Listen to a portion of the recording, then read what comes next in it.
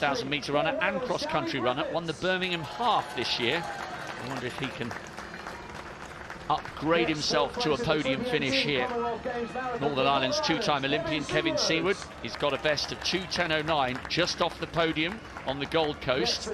Can he reach higher accolades? Motlokoa Nkhabutlane of Lesotho, one of 5 sub-2:10 performers in this field. Is he the favourite? The man who always peaks for the big occasion. World Championship bronze, Alphonce's Simbu Felix from Tanzania. Victor Kiplangat, second fastest in the field, 2:05.09 for 4th in Hamburg this year. And Jonathan Korir scorched to his 2:04 PB in Amsterdam last autumn. He's finished in the top 10 in 6 of his 8 marathons. A little tickle of applause for each other on the start line. A huge number of spectators have made their way to the start area. Nervous, anxious moments. De Castella's won this title a couple of times. Ron Hill of England, some of the all-time greats. Who's going to take the men's marathon title in 2022? As we saw with the wheelchair fields, a small compact group here, but no pacemakers in the major championships, and that's what makes these races all the more intriguing. Mari Yamauchi will be alongside me for the duration of this race, and I just wonder, Mara, I love looking at the CVs of these guys. This isn't about the times. We're not going to see a 2:01. We're not going to see a challenge to Eliud Kipchoge's world record. But this is a great stage for racers rather than time chasers. And I wonder whether Alphonce Felix, who got a bronze in the World Champs 5 years ago in London, this could be the perfect platform for him. A PB over the half in Ras Al Khaimah. He's gone 8 times inside 2:10. I just wonder whether he could be the man to take this title. He's certainly got the CV and he's in form. Certainly has, Rob. A PB in Milan in March this year, 2:06.20. He's really a championship performer and also very consistent. The standard of this field, as you said, it's quite compact. It's not quite the level of the World Championships or the Olympics, but to me that's a really fantastic opportunity for these athletes to win a medal. You know, it's not global, but it's nearly global with the representation across the Commonwealth. And of course, so many marathons these days effectively are time trials, but this is it's an actual race, no pacemakers, and it's up to the athletes to want to be amongst the medals, to make the running in the early stages. And good to see Wales's Dewi Griffiths there up at the front. 2:09.49 personal best for him, a fantastic PB, but some years ago now he struggled a little bit to replicate that form recently, but he trains really hard.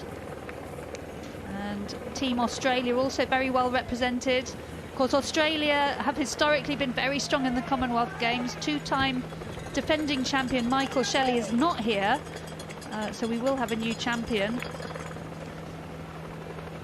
Yeah, Shelley was in tears on the Gold Coast. My commentary position was about 50 yards away from the finish, and if you were watching 4 years ago, you may remember poor old Callum Hawkins of Scotland. I think he was bidding to become Scotland's first Commonwealth champion since Jim Alder in 1966, and he ran out of steam in the searingly hot conditions, and Shelley was distraught. He felt guilty at the finish line, having successfully defended his title, but there was nothing he could do for Callum Hawkins. As we watch Alphonce Felix Simbu just deciding to go to the front and set the pace early on, the Tanzanian.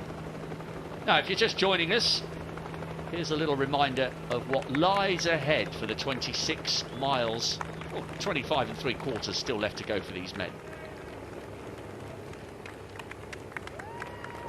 The race starts in the heart of the city.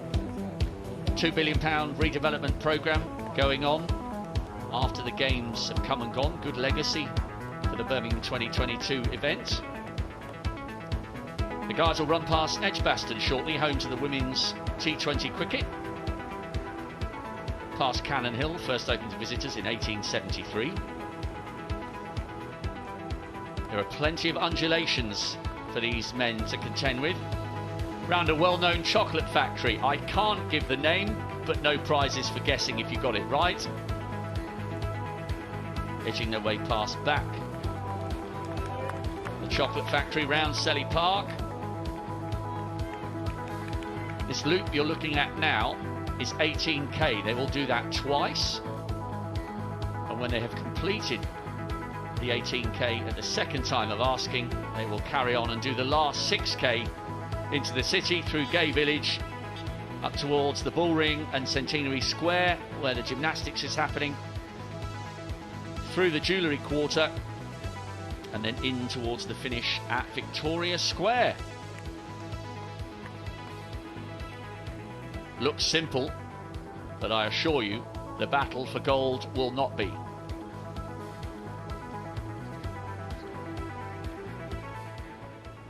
And as if to underline the fact that the battle for gold is never straightforward, Great Britain's Dave Weir, representing England here because it's the Commonwealth Games, eventually got himself over the line.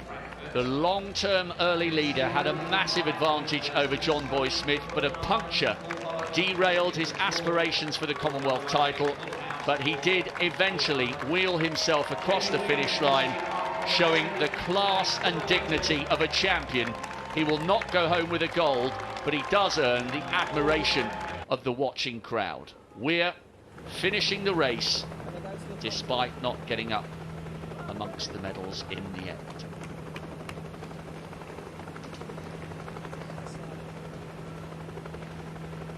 Just a confirmation as the elite men go through the early stages.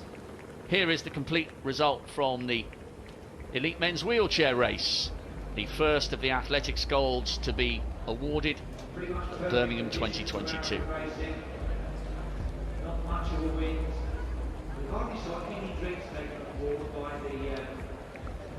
Victoria Square will be a hive of activity. It's already looking pretty busy. John Boy Smith, Commonwealth champion, a long way clear of Sean Frame, who had to out-sprint Simon Lawson for the silver in the end. Josh Cassidy couldn't quite make up the ground on the Englishman. So a great day for the home nation, although not quite so for Dave Weir, who finished in 7th in the end. All credit to him for completing the course.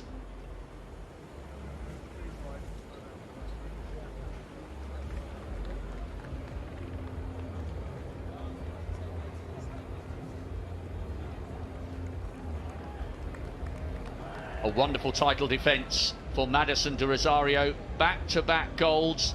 Eden Rainbow Cooper at the age of 21 takes the silver. Oxley Woods finished just ahead of Dawes in 3rd, but because we only had 4, just the gold and silver awarded in the women's T53-54 marathon.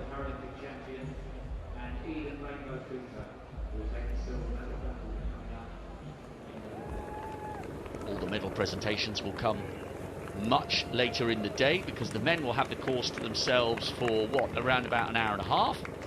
And the theory is that as they finish their second 18k circuit, we may get a glimpse of the elite women starting their quest for gold, silver and bronze.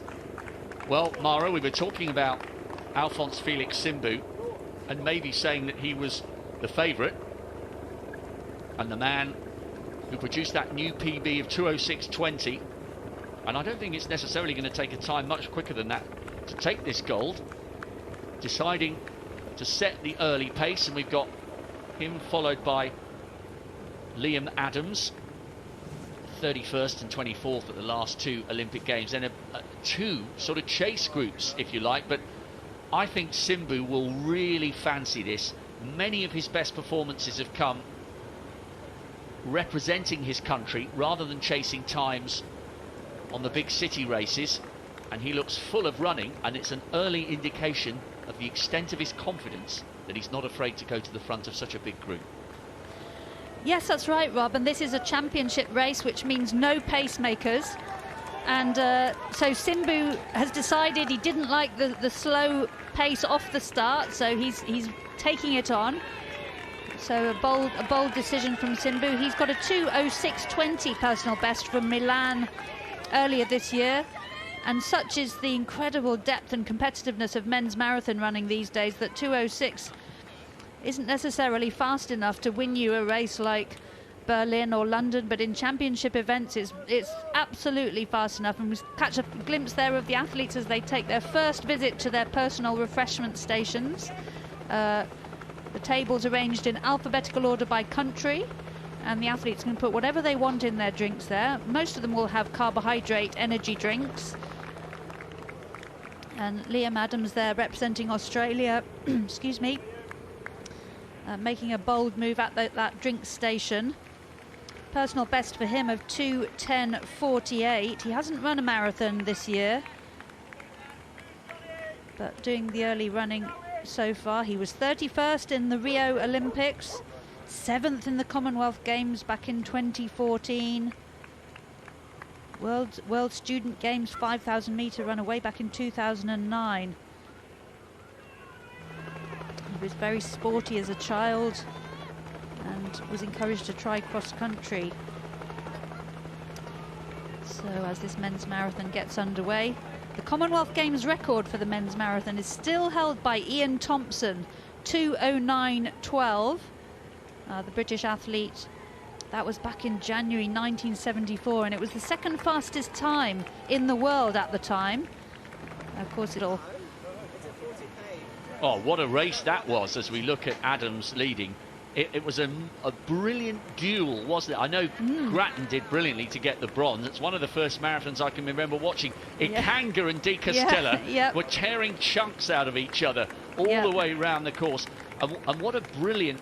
I know Rob De Castella never ended up winning an Olympic medal, but what a brilliant major championship performer he was, because I think he won the inaugural Worlds in Helsinki in '83 as well, didn't he? As well as the two Commonwealth titles. Yeah, I mean, back in the 80s, you know, these guys were churning out 209s, 208s. You know, they're really world-class athletes. And, of course, they were in the old shoes. You know, we're now in a new era of shoes with the carbon plates.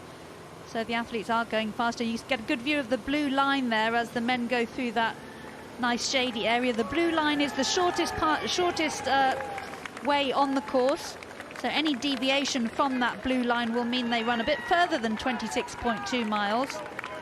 But Liam Adams currently in these very early stages, currently looking good, and these men will bring you their first 5k split any moment. There we go, around 15:37 or so, but we'll bring you the official split in just a moment.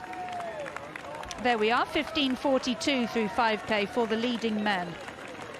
So he's actually running quite sensibly here. It does look like he's going really well, and it is a bold move to run off the front of a pack of the kind of calibre that's just behind him. But 15:40 odd, he's on course for what? He's 2:11-ish? Maybe high 2:10s, which is within his capability. Yeah, and it's not super fast, so that would explain why he has gone to the front to try and push things along. They must have started off slower than that.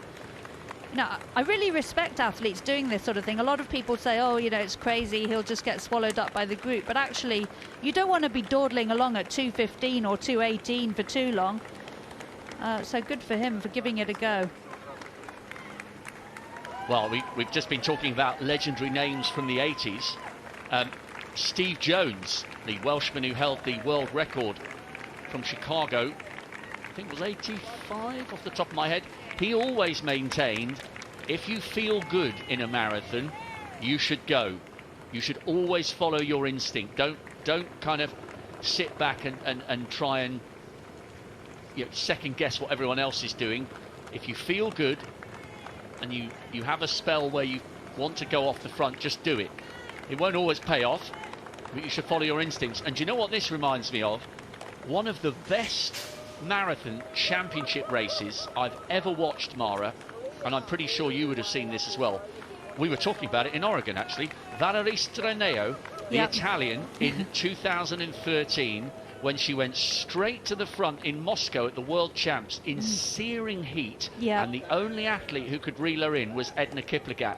And I think it took everything out of Kiplagat to finally beat her. But Streneo followed her instinct, and it got her the World Championship silver medal. Yeah, I mean, the same could happen here. You know, if Adams gets hauled back, he might not win the gold, but he might still get on that podium. And, you know, there's a lot of Australian men before him have done just that. Exactly the same happened, Rob, in the 2008 Beijing Olympics, which I raced. The eventual winner, Konstantina Dieter, took off at about 15k.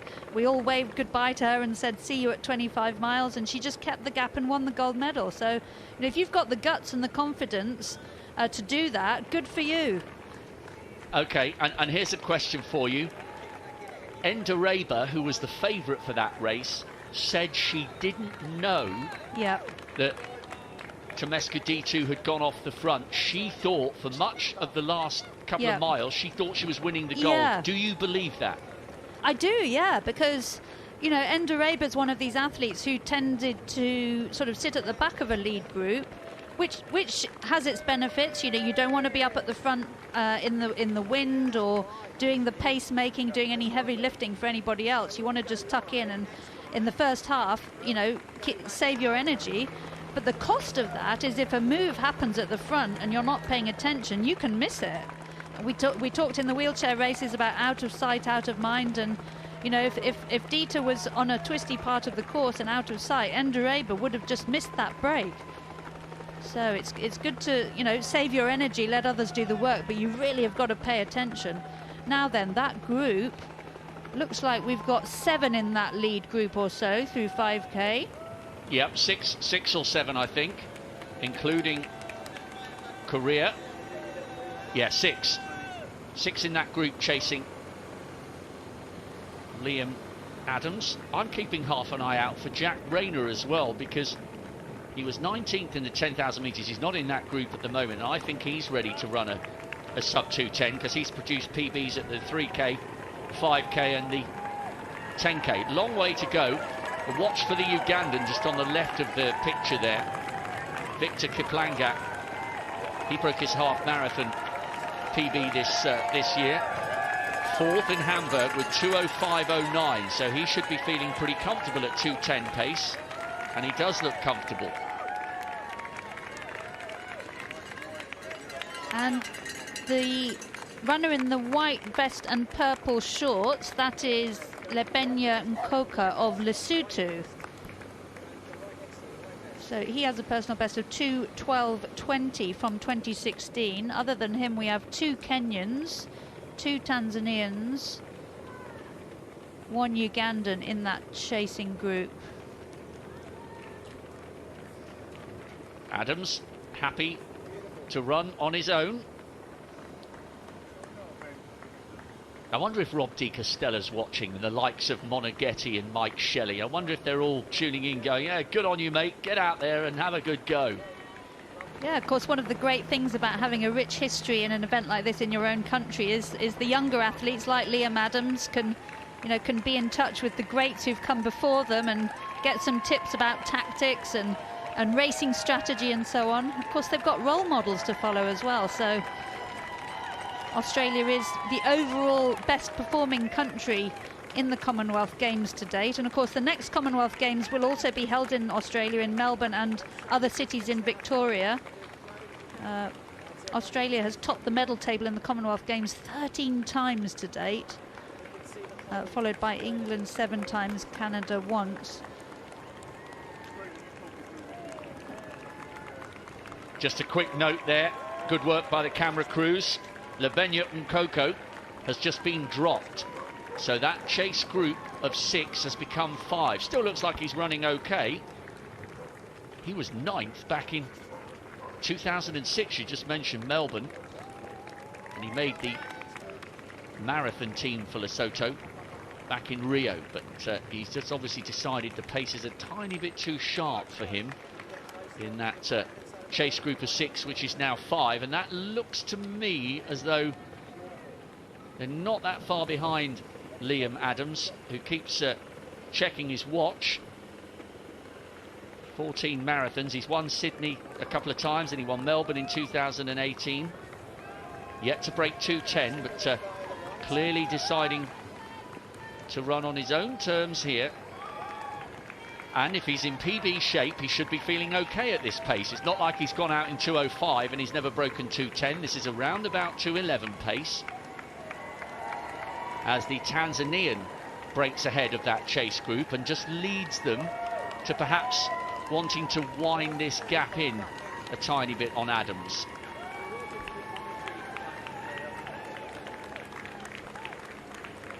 And of course, Rob, this summer we've had a very busy schedule of championships. The World Championships in Oregon just finished last week, and in a couple of weeks' time we'll have the European Championships. So the marathon runners can't really double up. The track runners, of course, it's different for them, but the marathon runners have had to be quite careful in choosing which event they will go for. And it's notable that some of the Australian athletes have deliberately chosen the Commonwealth Games. Sinead Diver, who we'll see in the women's race shortly, she passed up the opportunity to run in the Worlds to try and come here and win a Commonwealth title.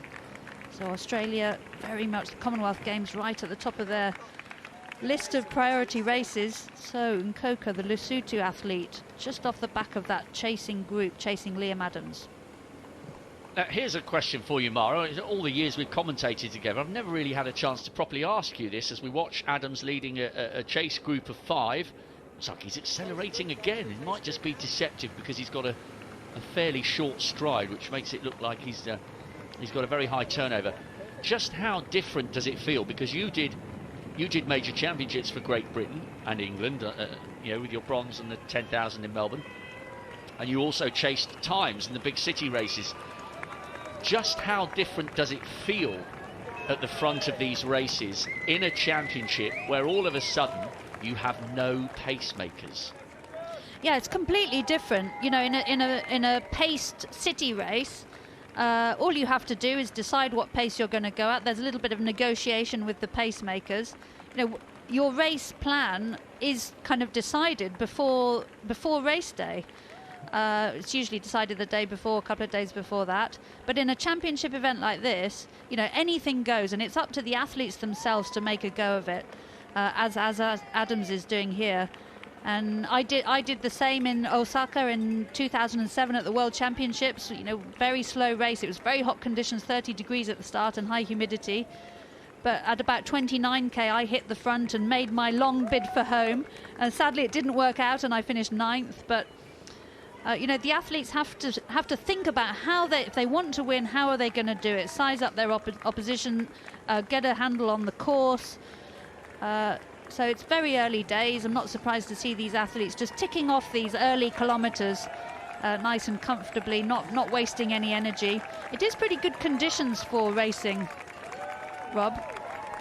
Yeah, so I'm curious to know, do you think Liam Adams will have had a predetermined tactic as we look at the leader on the left of picture? Those are the chasers just on the right there, that little quintet as it now is, with Nkokaa having been dropped. Will Adams on the left have decided, I'm going to run, you know, high 2:10s or low 2:11s from the front, irrespective of what anyone else is doing? Or do you think he's likelier to have been in that lead pack and just got annoyed because he felt his better chance of winning was if they started out at a sensible pace rather than starting at 2:15s and then moving up? How predetermined would this move be, considering how early it's come? Of course, I can't speak for him, but my impression is he would have decided to do this in advance. This isn't the kind of move that you would decide on the spur of the moment necessarily. And he may feel, you know, his personal best is 2:10.48. We think he's in good shape. So let's say he's in 2:09 shape. You know, his best bet for doing well in this race, getting on the podium, might be to run 2:09 and forget about what everybody else is doing. And even if he let's say he's in 2:09 shape, he runs 2:09, but he finishes 4th or 5th, he can still go away saying, I couldn't have done any better. So, you know, it's a good strategy, I think. Fortune sometimes favours the brave. Let's see. I mean, almost half an hour on the board. No, just a little reminder about this chase group. In the middle, you've got Victor Kiplangat, the excellent Ugandan, not too far away from the podium in the World Juniors a few years ago over the 10,000 metres back in 2018. He top 20 in the World Junior Cross when we went to Kampala. Oliotia, if you're watching in Uganda, I know you're huge fans of distance running. Alphonce Felix Simbu, sometimes known as Felix, but he's running with Simbu on his bib. He's leading the two Tanzanians there. He's just trying to close that gap down on Liam Adams.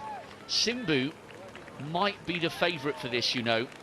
The 30-year-old, 5th in Rio, 7th last year in Tokyo. He's always there or thereabouts, and proved that when he got a bronze in London 5 years ago, just denying Great Britain's Callum Hawkins a place on the podium. Hawkins finished 4th in London and in Doha, so he's the head of the two Tanzanians, just in front of the two Kenyans. So we mentioned Kiplagat, the Ugandan, on the left. Githae, Michael Githae, was a bit of a late addition to the team for Kenya. He's run 13 marathons, most of which have been over in Asia. He won Fukuoka in December. He's a sort of sub 208 performer. Fukuoka was, I think, 207.51, and he was 10th in Tokyo in March. Talking about Githae just on the extreme left of picture here, who's now at the back of this, what was a chase group, now they're single file. Just ahead of him, Kipleting Korir.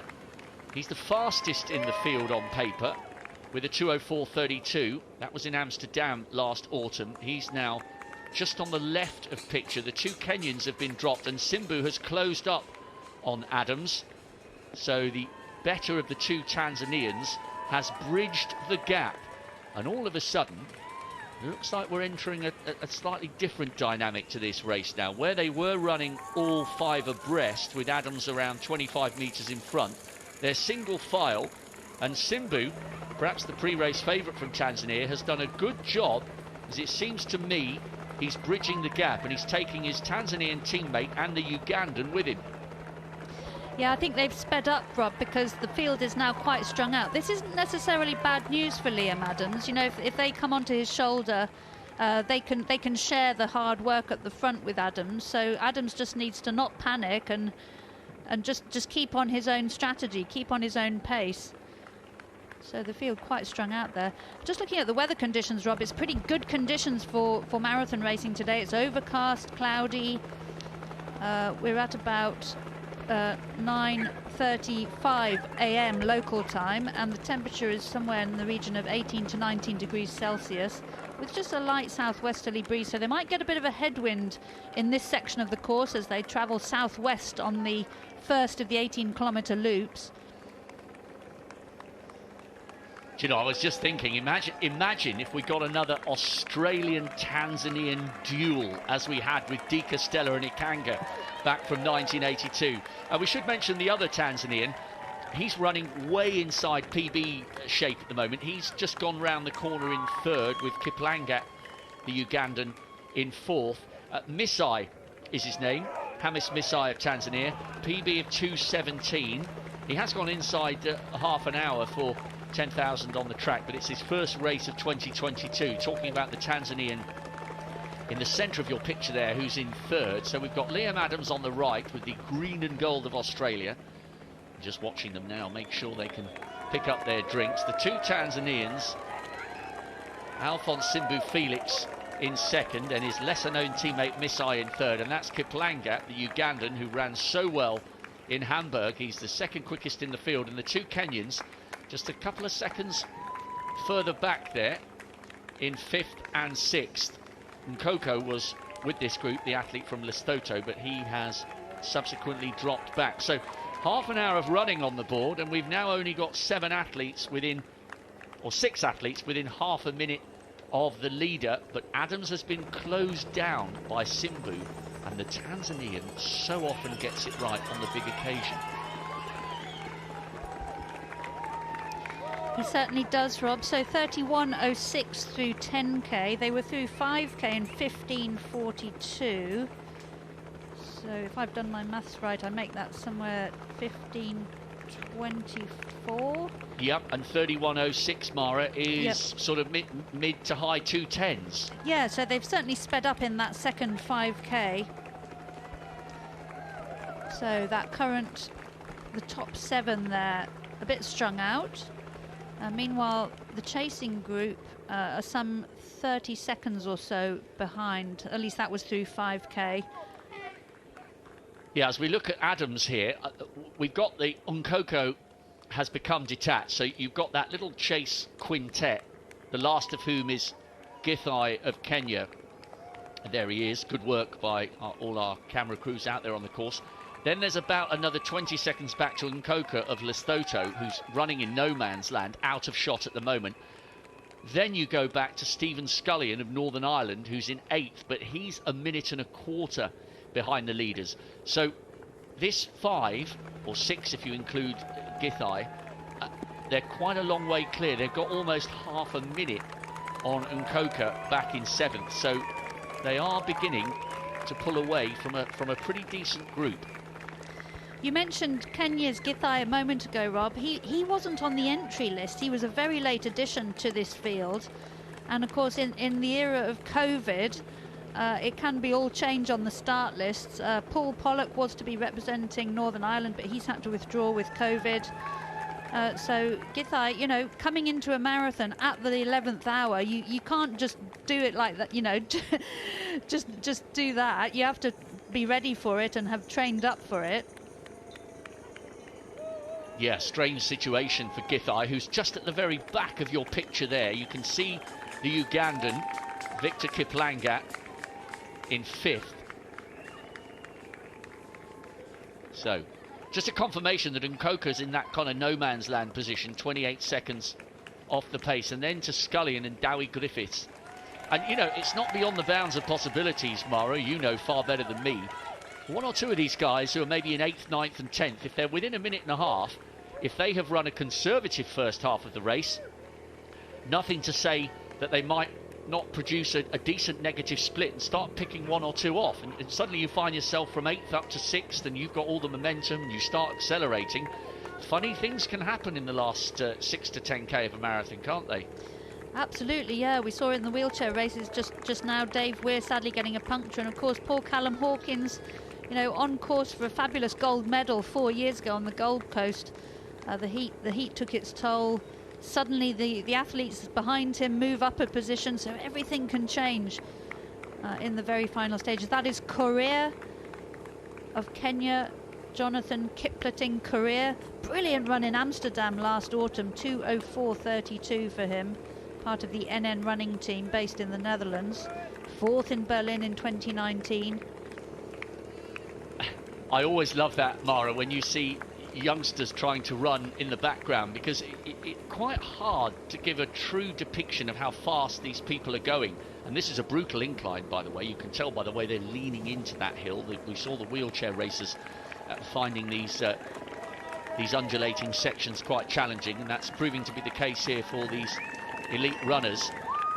But, you know, the bottom line is that the averagely fit Joe and Josephine would be sprinting flat out for probably 150 meters.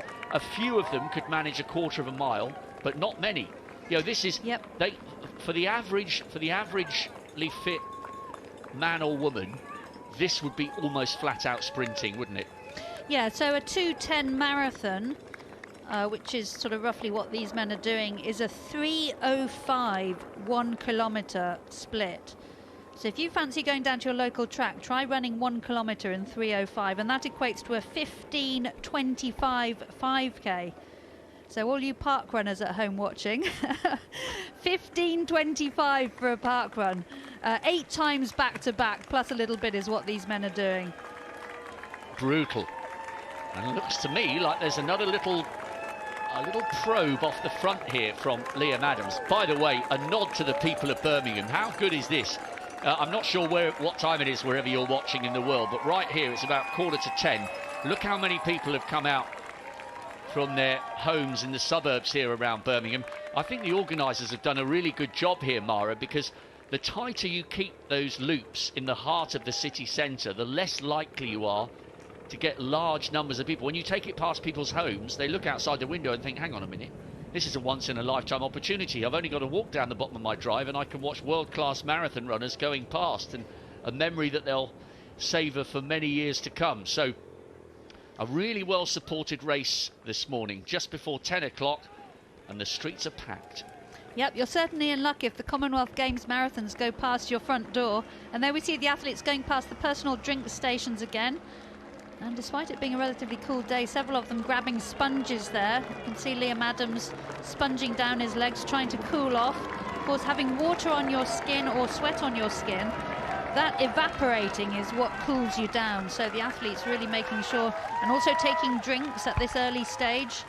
You can afford to dehydrate a little during the course of a marathon. You know, you don't need to be fully hydrated as you cross the finish line because the race is over. You want to be fully hydrated at the start, but you can afford to dehydrate a little bit. And in conditions like this, they won't be sweating excessively. And of course, as you take your drink, that makes you out of breath. You know, you might get dropped by your rivals. So just want to drink just enough to get you over the line without that dreaded hitting the wall. But not too much. I love the dad in the background trying to look nonchalantly along as if he's kind of jogging, but he'll be stopping quite soon. The guy in the shorts. Great work by the camera crew. He's getting his 15 seconds of fame, but it won't be long before he tries to look at his watch and style it out, and he won't be living with the pace of Liam Adams for too much longer. And the Australian absolutely determined to run this at his own pace.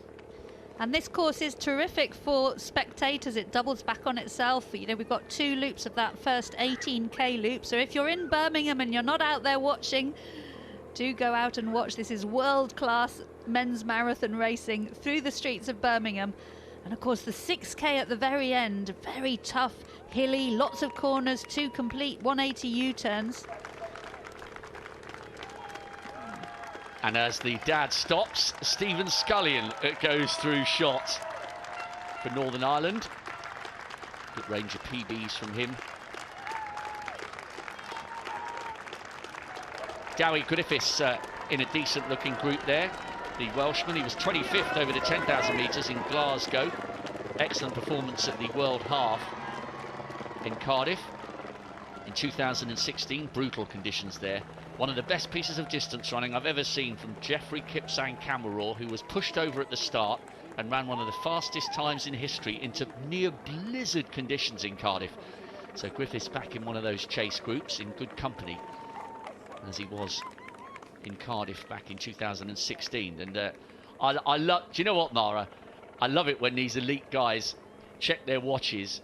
It's brilliant that they take their own splits, as we watch Githae just at the back of what was that group of 5 or 6. He's still there or thereabouts, but he's become detached to the tune of around 20 or 25 metres. But did you always do your own splits or with your own watch? I would glance at my watch, but you know, in most races there will be a clock at each of the split times. If there isn't a clock, obviously you're on your own and you have to look at your watch. But you know, in a race like this, the splits are less important. This is a race. This is about who gets across the line first. The time really doesn't matter. I mean, you want to keep a vague eye on your pace just to make sure you're not overcooking it or going too slowly. But occasionally you see athletes stopping their watch as they cross a finish line. You know, that's the time to be celebrating. You don't need to worry too much about your time at that point.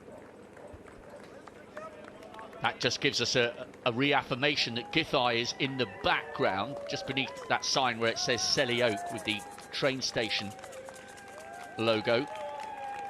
We've got the 2 Tanzanians. Good work, by the way, by Hamii Misai just to live with this pace. I mean, Simbu, Kiplangat and Jonathan Korir just ahead of Githae, who's gamely trying to battle his way back. He's doing a good job, actually. He might reattach himself to that quartet, and in fact he does so. But Misai of Tanzania running well inside PB shape here, because he's a 2:17 man. So just talking about the Tanzanian just on the right, just on the left of your picture there. Simbu we would expect to be up here. He's just running alongside the Ugandan Kiplangat, but Misai definitely on course for a big PB if he is able to stay with this group. But do you know, from a neutral's point of view, Mara, of course we are global and we have to be unbiased. I do like it when marathon runners are this bold this early, and there'll be a lot of people hoping that at the very least Liam Adams in the foreground gets himself a PB today, because this takes no lack of bravery to go this often off the front of a world-class field. Yeah, I mean, championship racing can be very cat and mouse. It's not always that fast. So if you can pull out a PB in a championship race, you know, as Adams seems to be trying to do, you know, good on you. And that's really all you can do. If you can produce a good race, a personal best, you know, run as fast as you can in the shape that you're in on that day, you know, you can walk away feeling I gave it 100%, regardless of what the result is. If you get a medal, great, but if you don't, you know, you can walk away feeling you gave it everything. If you've crossed the finish line and you feel you know you had something left in the tank, then that's a bit disappointing, because this is a championship. You want to give absolutely everything. We were talking about Misai, the Tanzanian. He's 41 years old, the oldest in the field. But it's great to see Adams taking it to. I was going to use the word the big boys, but of course they really aren't. They're absolutely tiny. You know, marathon runners, even for the men. I've met elite male marathon runners who weigh less than 50 kilos. The screens are deceptive, actually. They look quite tall, but actually in real life marathon runners tend to be very, very small in stature, small in body type. So he's taking it to the East Africans, who've become so dominant. You know, looking at the 2022 top list, if you look at, let's say, the top 100, you know, there'll be sort of 40 Kenyans, you know, another 40 Ethiopians. The depth is absolutely phenomenal. They've taken, the East Africans have taken distance running to a new level. But one thing I know you feel quite passionately about this, and I most certainly do, because I've been lucky enough to spend a lot of time in East Africa interviewing the athletes. It's a misconception, isn't it, that you could go up to any Kenyan from the Rift Valley or Ethiopian from the other side of the vast Rift Valley and kind of, you know, put them out running 5 days a week with some decent shoes, and they'll become a high-level international. There are, of course, some inherent benefits of being born at altitude, but the performances from all the East Africans who we see dominating the world's top 100 are underpinned by nothing other than hard graft. There are no shortcuts when it comes to a marathon. So whilst it is advantageous to live in a land of runners, you know, nobody's gifting any East African athlete a fast time. There is blood, sweat and tears going into that effort. And when you look at the kind of training camps that Eliud Kipchoge is involved in, the lifestyle is almost monastic. It's an entire devotion and dedication in a land that reveres distance runners. So it is important to remind ourselves that these great athletes don't just pluck these performances from the trees. These are hard-earned gold, silver and bronze medals. Yeah, I'm really glad you said that, Rob. It's such an important point, and to reach world-class level in marathon running takes years of hard work, and it's really hard. You know, every single day you've got to get out there, come rain or shine, train hard. You've got to make sacrifices in the other aspects of your life, you know, with work, family and so on. You know, it can be quite isolating traveling to training camps at altitude and so on. And then, of course, you've got to qualify, you've got to get selected for the teams. You've got to keep your sponsors happy if you're lucky enough to have sponsors. So 15K, Liam Adams, 46.03. The leader goes through 15K. They were 31.06 at 10K. So I make that a sub 15 split, Rob. Yeah, and at 46.03, he's just edging it towards, just tickling towards sub 2:10, which would be a PB for Adams, but he's more than capable. He's gone 13.46 on the track for 5. He's gone 28.46 for 10. Githae has done really well to re-establish himself in that chase group. What an intriguing race unfolding. No doubt these are global pictures. We're broadcasting to you from just by the finish line in Victoria Square in Birmingham, but we're aware these pictures are going all over the world. So I wonder what people are watching live in Australia and Uganda and Tanzania and Kenya. We're not allowed to give out our various social media addresses, but you're sitting alongside myself, Rob Walker, and Mari Yamauchi. If you happen to stumble upon us on social media, tell us where you are, who you're excited to see, who you want to see winning here. No doubt the distance running community in Australia will be rightly proud of the positive way that Adams has started this race. And very importantly there, he manages to grab his hydration from the Australian support staff. And I guess when you're in these races, Mara, I mean, you know, kind of an everyday runner like me just used to, you know, grab the Lucozade or whatever from whoever was standing beside the course. But it's quite important that the specific bottles get into the right hands. When you were getting ready for a big marathon, did you ever used to practice slowing down, veering across to your right-hand side to ensure that you had the best possible chance of getting hold of your specific hydration? Did you ever practice that? Oh yeah, all the time, especially approaching a race. I would practice catching drinks, you know, many times.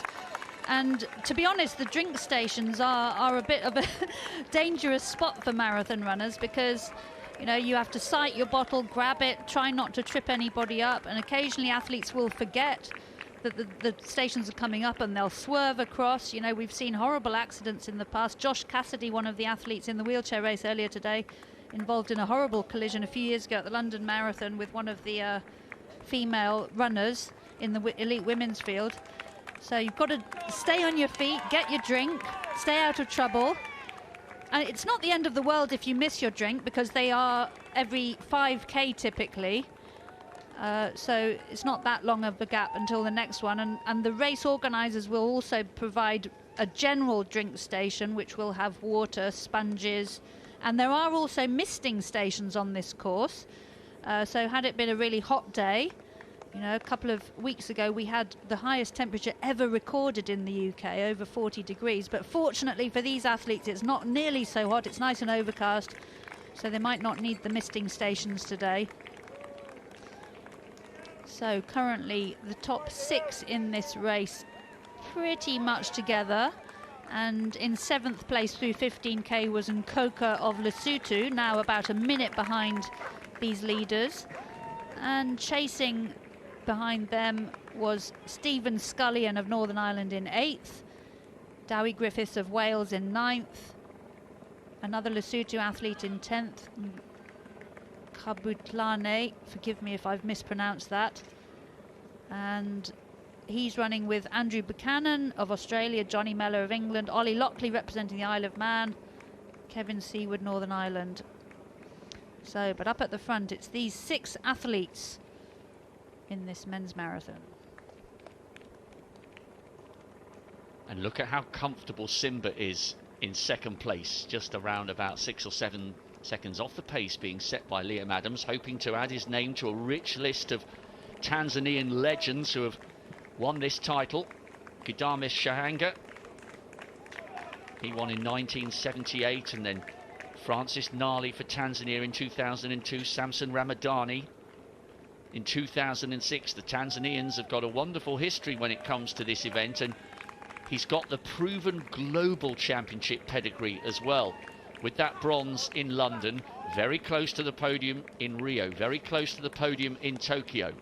Simbu, who sometimes is known as Alphonce Felix or Alphonce Felix Simbu, just in 2nd place there behind Adams, covering the moves. I think he looks very, very relaxed. And remember, we're watching a guy who has run 8 times inside 2:10, where Adams, the Australian, the brave Australian leading, has yet to break that sort of metaphorical barrier. Simbu looking very composed and very controlled in 2nd place.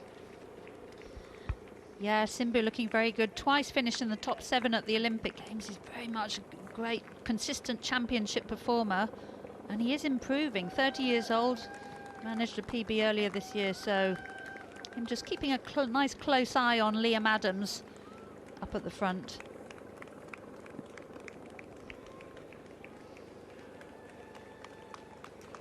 A lot of messages coming through, by the way. Shanghai says he's watching and listening live from Nairobi. Quite a few people tuning in from Nairobi. So what are we coming up to? Right around about midday in Nairobi. I'm sure you'll have had a few messages as well, Mara, which you can check in due course. And Jambo Jambo, if you're watching in Kenya, Oliotia, if you're tuning in from Uganda, 2 very, very proud East African nations. And hoping, from a Kenyan point of view, that your two athletes, now in third and fourth, can begin to close the gap on our long-term Australian leader.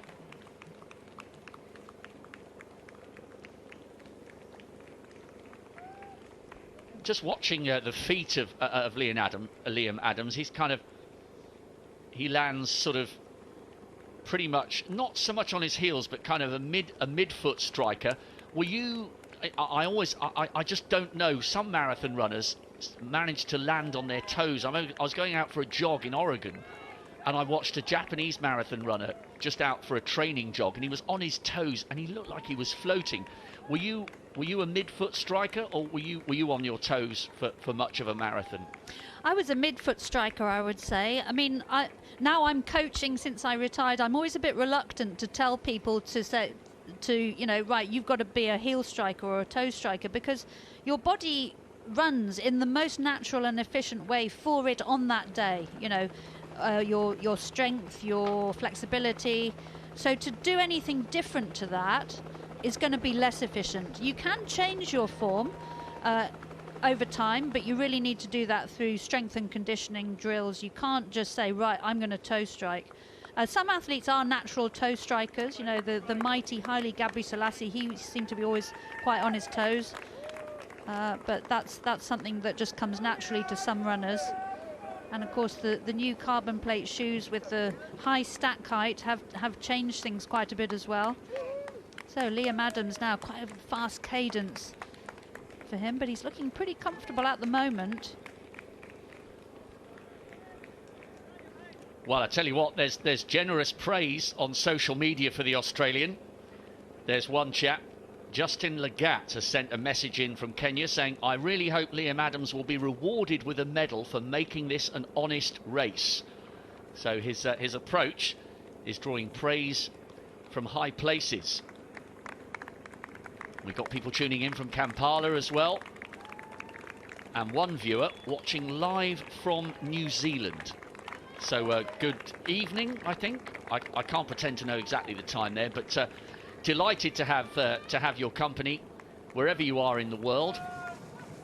Now, I wasn't sure they were going to have a misting station here, Mara, because I didn't think the temperatures would be hot enough. But even though the climate's kind of moderate as they get, this is them going round the roundabout at the end of the first of their two circuits of 18k. But would you, if you were in the race in this kind of weather, would you have gone under the mist, do you think? No, I don't think I would, because well, the main reason is it wets your shoes and that can cause blisters. So if it were a really hot day, definitely yes. You want to stay as cool as you possibly can, take every sponge, every misting station available. But today, it's only somewhere like 18, 19 degrees Celsius. It's overcast. There's a light breeze, but it's not too windy. These are really good conditions for racing, and they shouldn't really be overheating. But of course, in European cities like Birmingham in July, the weather can be anything. We've had 40 degrees 2 weeks ago. So it's good that the organisers have provided the misting stations, and of course with climate change now, summer championships, wherever they are, can be very, very hot. So the athletes have to be ready, and the organisers have to be ready for any weather. You make a really good point there, because if you were going to Tokyo, as we were last year, we knew Tokyo was going to be hot, and in fact they moved it up to Sapporo for ever such a slight decrease in the predicted temperatures. But you're right, with somewhere with a temperate climate, or supposedly temperate climate like Great Britain, you could get a day like this, or it could have been 30 degrees. If this had been 2.5 weeks ago, you're looking at a completely different environment. I sometimes think London Marathon's an interesting one, isn't it? Because if you're not that familiar with the British climate, we can have lovely weather in April when I know the London Marathon at the moment is in October, whilst it sort of comes back into the normal cycle post-COVID and so on. But in its normal guise of April, you can have a 25-degree day in April, or, as we've had in the past occasionally, there can be sleet on London Marathon Day. That is two completely contrasting weather cycles to try and prepare for. So I think the weather you know, unless you really love scorching hot weather, and I'm not sure there are that many marathon runners who do love it when it's quite that attritional, I think the climate's been quite kind to the runners this morning. Yeah, it certainly has. I mean, in April and the other city races in the spring and also typically in the autumn, the weather is usually cool. Occasionally you get freak hot days, but it's never more than probably about 25. But July in the summer in Europe, you know, you can have very hot days. We've got the Europeans coming up in Munich, in Germany. 2 weeks ago, it was over 30 degrees every day. So you've got to be ready for anything. But fortunately for these athletes, they're very lucky. Today is great conditions for racing, and, you know, no sign of the sun, which is good too. And you were asking, Rob, do some athletes like hot weather? Well, personally, I love hot weather because it's a leveler. You know, the athletes who, in the case of the men, are 2:05, 2:06 runners, you know, some of them might have a bad day, be unable to cope with the heat. So if you are well prepared, well acclimatized, you can be right up there. Whereas, you know, on a traditional race in good conditions, you may have no chance to compete against the top athletes. Yes, I remember you performing well in those tough conditions. And it's interesting, when you do get really, really brutal weather, you do get surprise champions, as we watch Liam Adams enjoying, hopefully, this moderate climate. I remember Luke Kibet winning. I know you were in the women's race in Osaka. Luke Kibet he won the men's in something like high 2:16s. Yeah, I think that was the slowest World Championship winning time until the World Championships went to Doha. And then I think all the outside races were slower. But Liam Adams currently keeping up a good pace. So the men now well into the second of the two 18-kilometre loops.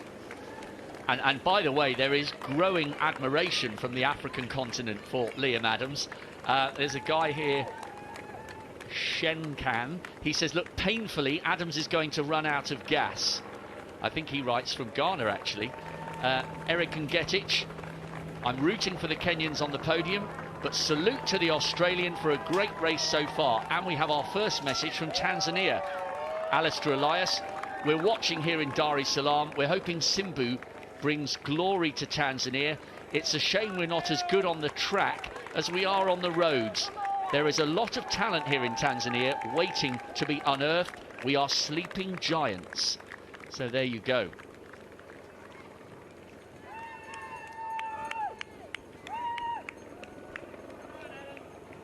So these leading men through 20k any minute.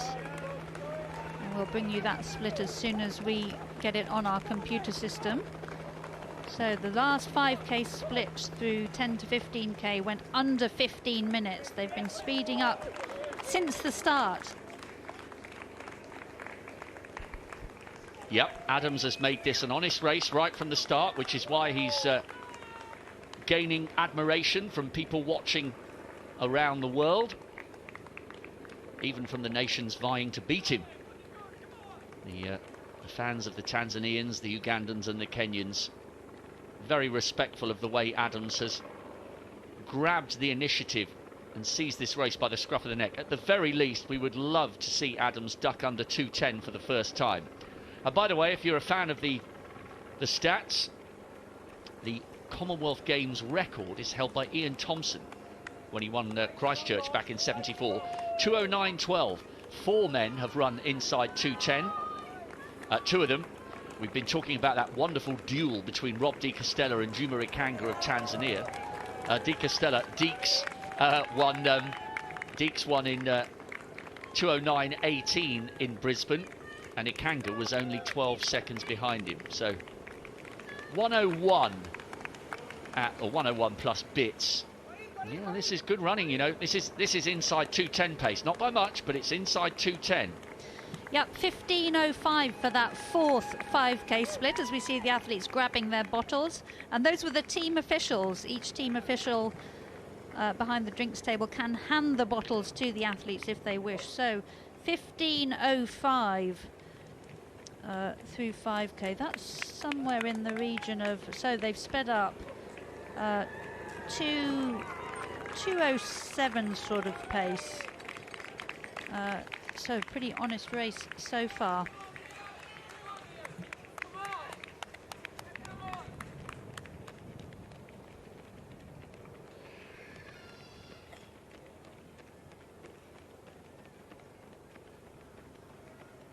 and still Adams ploughs on.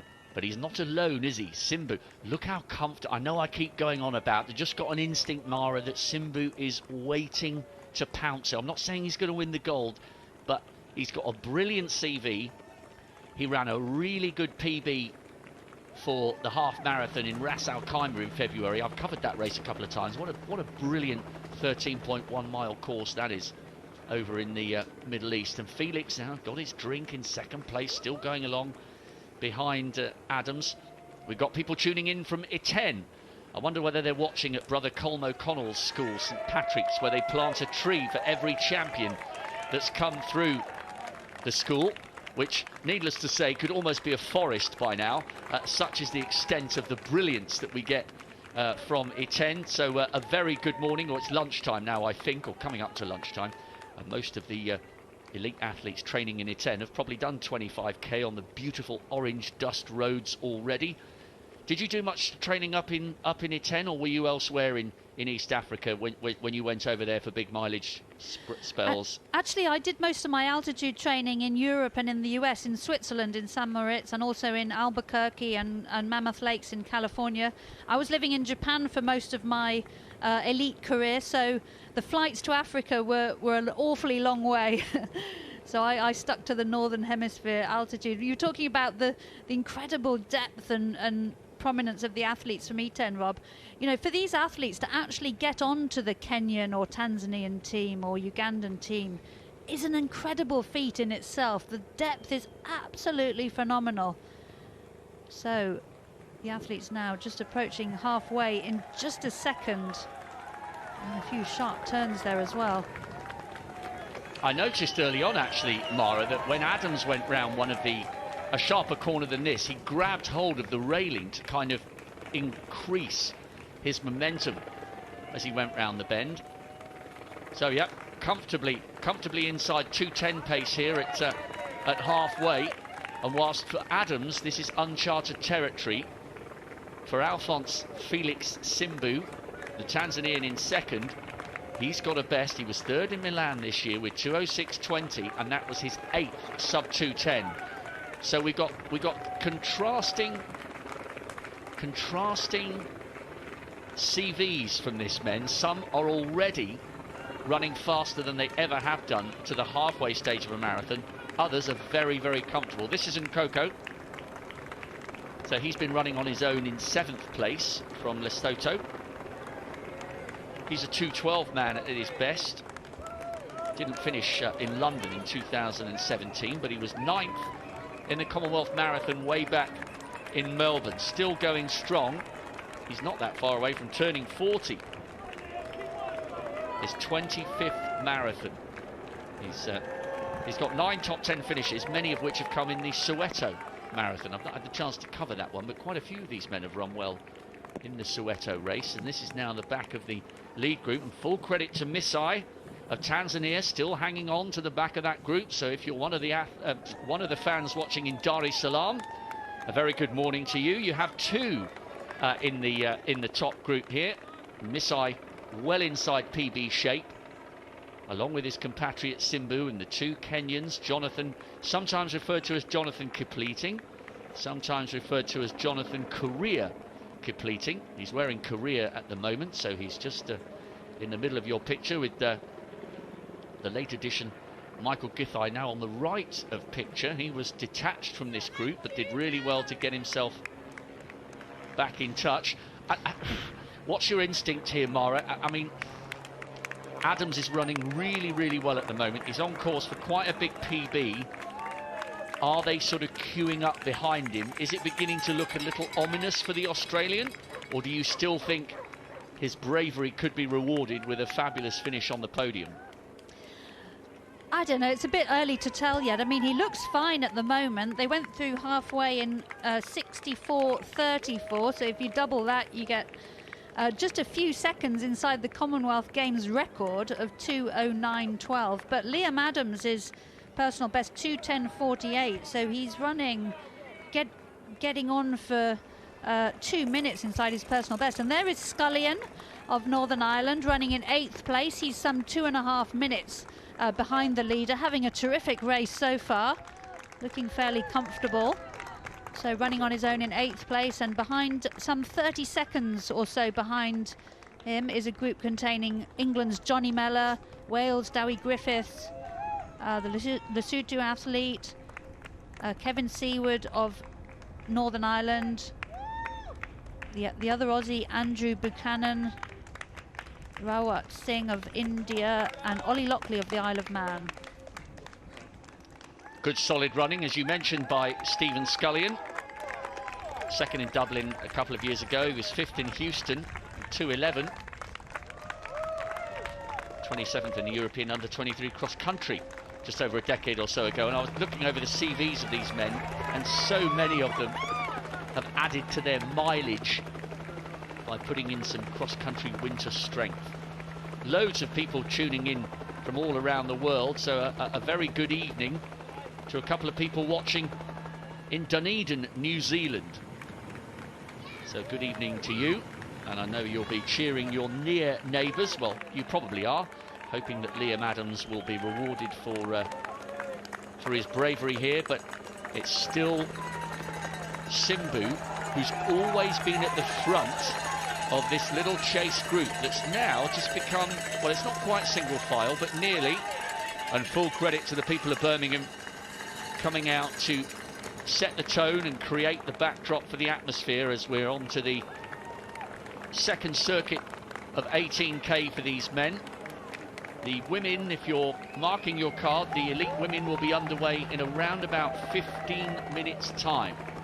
We've got these races almost kind of back to back, as it were. You'll see all of it through to a conclusion, and Adams, as he has done for so long, on his own, out front by around about 10 metres or so, on course to absolutely smash his PB, as Simbu, just on the left of picture in the background, just has a little look round to check who's there in that group, whether anyone's going to dart across in front of him for the drink station.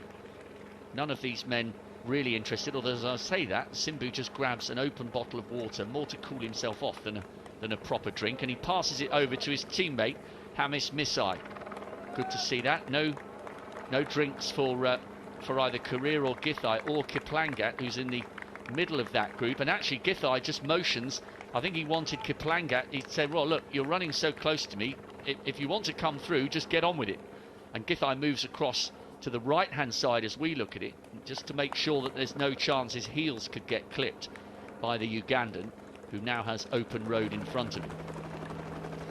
Yep, Githae is based in Japan, runs for the Suzuki team, winner of Fukuoka last December, as you said, Rob.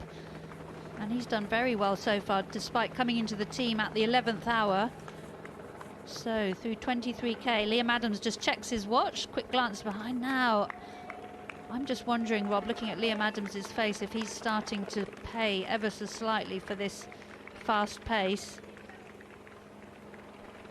Yeah, he's bound to. He's in uncharted territory, Mara. He's never run this fast, never this early, and never with a group of this quality right behind him. He's absolutely going for it, and at some stage the gas tank is going to start to empty, and that's when we'll really see what he's got left over the last 10k or so. I really hope he stays in the mix, because it's quite rare, actually, isn't it, for somebody to go to the front this early. I know we mentioned it before, but it's only Streneo in 13 against Edna Kiplagat who I can remember going this early, almost right from the word go, from the gun. He's like, right, I'm grabbing this by the scruff of the neck. It's very brave, very bold, and I really hope he can find something in the closing stages. Adams ran a half marathon, 64:49 earlier this year, and there we have the chasing group. So Dewi Griffiths of Wales, a brilliant 2:09 from him a few years back, closely followed by Johnny Mellor, England's sole representative in this men's marathon. Again, two excellent runs from him of 2:10 in recent years. Passed over for the Olympic team after suffering a bizarre injury after wearing some compression socks, and he had to sit out the trial race and see the 3 positions in the Olympics taken away. So great to see him on the start line, followed by Kevin Seaward of Northern Ireland, 4th in this race 4 years ago.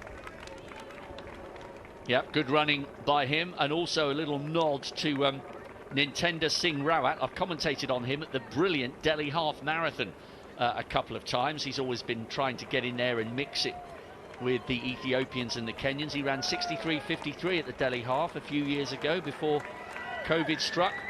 He's a 2:16 man, so he's running well, the Indian, just towards the back of that chase group, although he veers across, but just to make sure he gets a drink. And Buchanan, Andrew Bichanan, running well.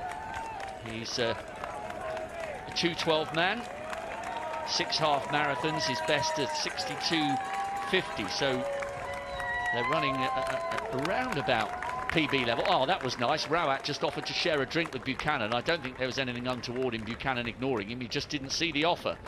So India and Australia side by side in that chase group. And look at that, it's Uganda and Australia side by side now. Kiplangat coming forward, and now perhaps Adams coming under genuine pressure for the first time. He's been the one to set the tone and dictate the rhythm, but no longer. Victor Kiplangat coming through, and now Adams has the whole group for company. Can he stay with them, or has he put it out there just a little too early?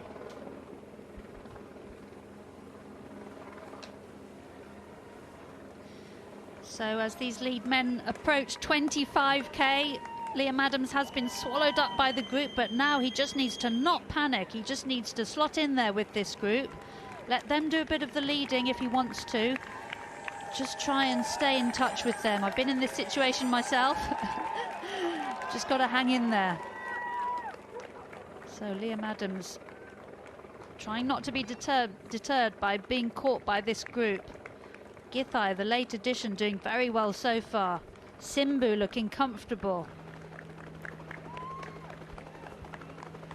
So the athletes are approaching 25k and approaching the turnaround point of this second 18-kilometre lap.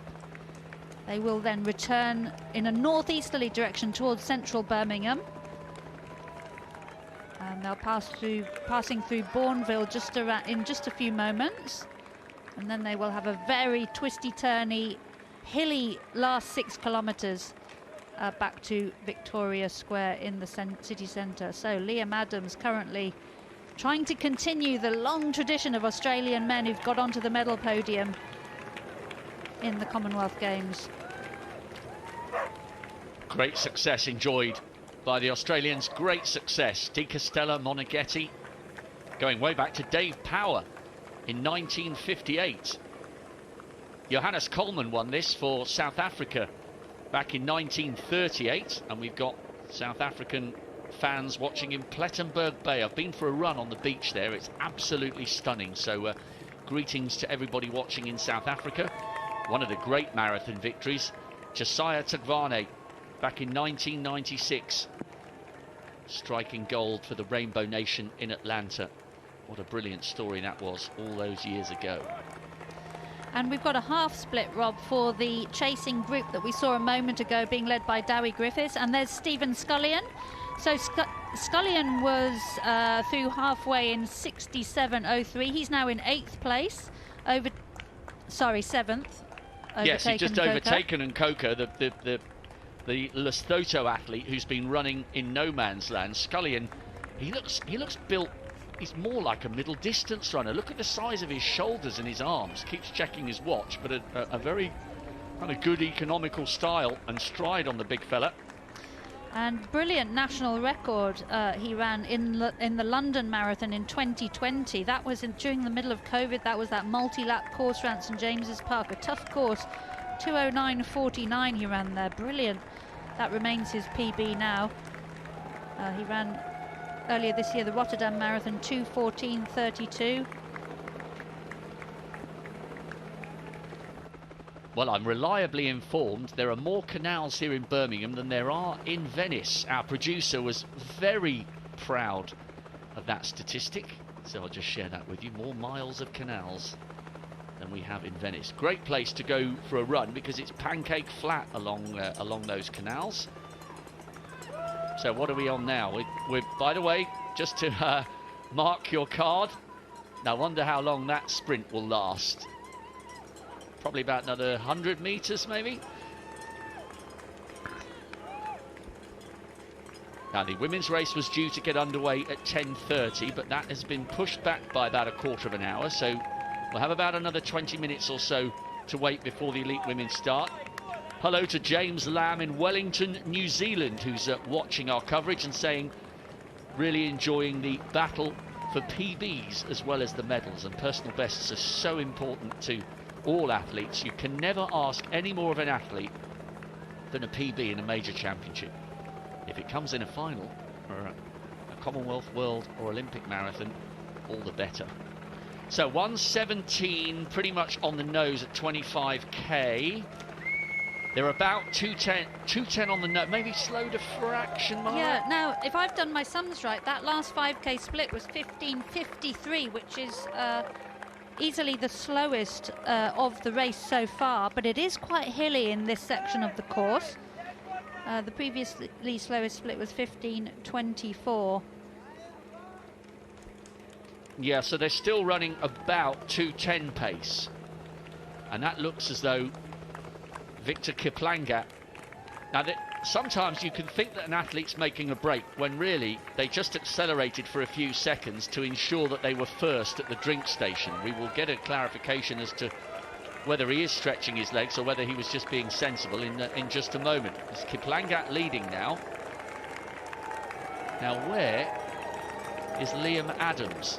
Ah, he's now just been swallowed up by the back of that group. So it's a little push off the front by Kiplangat, and Simbu has responded straight away. The long-term leader, Liam Adams, now just back behind the other Tanzanian, Hamii Misai. So I don't know if this is a concerted move for gold, but it's certainly taken him off the front, and Adams is now being made to work very hard. He keeps looking over his shoulder. He's got Githae, the other Kenyan, for company. So this group has been split somewhat, and we have Victor Kiplangat and Alphonce Felix Simbu up front, Uganda and Tanzania. And I'm pretty sure, whilst we have had a few great figures from Tanzania, Shayanga winning in 78, and then Nali in 02 and Ramadani in 06, I'm not sure there's ever been a Ugandan winner of the Commonwealth Marathon. Plenty of glory on the track, and they'll be hoping for more of the same with Joshua Cheptegei. What a brilliant figurehead he's been for Ugandan distance running. He's fundraising at the moment to build a high-performance training centre in Uganda so that they don't lose too many athletes across the border into Kenya. But I'm pretty sure that no Ugandan man has won the Commonwealth Marathon. So history potentially on the line here for the Ugandans. But Alphonce Simbu still tracking. He was right behind Liam Adams, but now Adams is no longer the leader. It's Kiplangat of Uganda, and Simbu is still on his shoulder, where the Tanzanian has been all the way through the race. There he is, with a sort of languid style, little glance over the shoulder. I think he looks really good in second place. Kiplangat of Uganda is the fastest in the field on times this year. He made a massive breakthrough at Hamburg earlier this year. Last year in Istanbul, 2:10, but he managed to get up to 2:05.09 earlier this year in Hamburg, so a big improvement from him.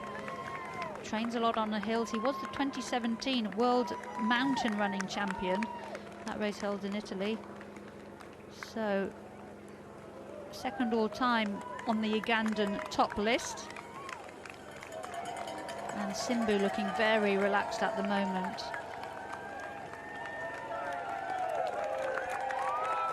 Good running by Githae, who's suddenly come up through the field to join the two leaders. What a funny old race he's had, Mara, because at one stage he looked like he'd been dropped by that big group of six. But he's worked his way through, and the Kenyans wouldn't have added him to the lineup this late unless they thought he could produce a great race. 13 marathons, he won Fukuoka in December, has a little look over his shoulder. He's gone inside 2:08 a couple of times, so it's no faster than that, and in fact they've probably drifted out to about 2:10. But the three of them forming a useful group at the front. Yeah, Githae has a PB of 1:02.13, and they went through halfway in 1:04.34, so pretty comfortable for him.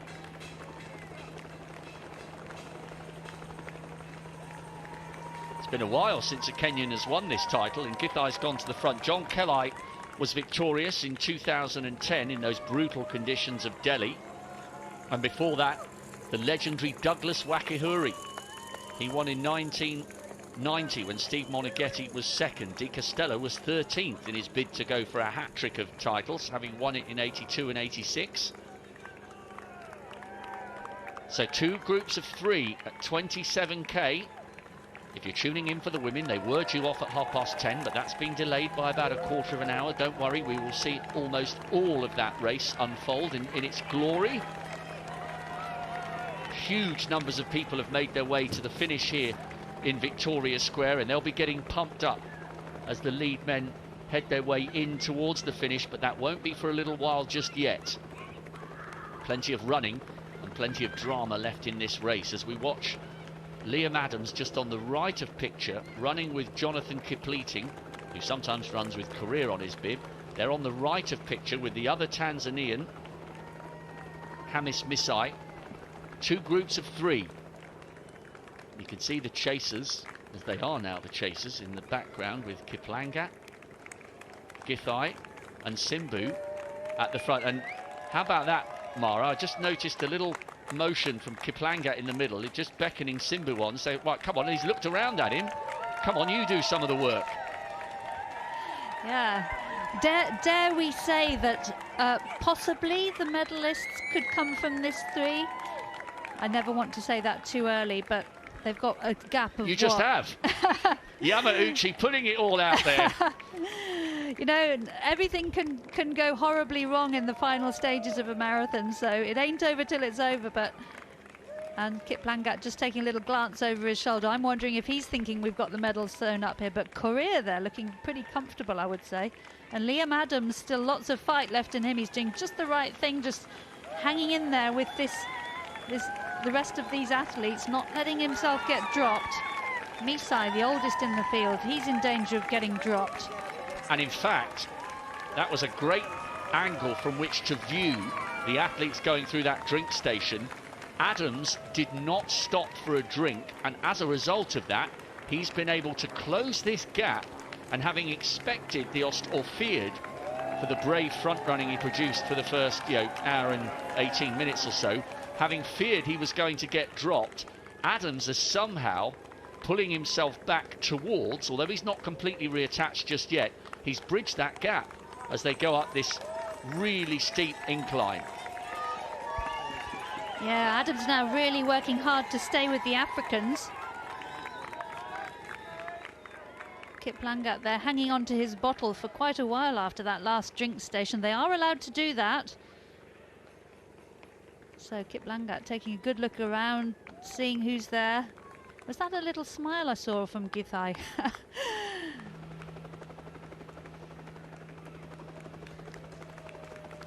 Well, it would be a great story for him, having been added to the field quite late on. That was the standings at 25k. Adams no longer leading, but that's how tight it was. Then there was a big gap back to Stephen Scullion, who had managed to move ahead of Nkokaa, and Dewi Griffiths moving nicely inside the top 10. But this is now a really fascinating battle for the gold, silver and bronze. Good to see Indian representation in that top 15. Somebody on social media calling Tanzania a sleeping giant. Many would say the same about Indian distance running.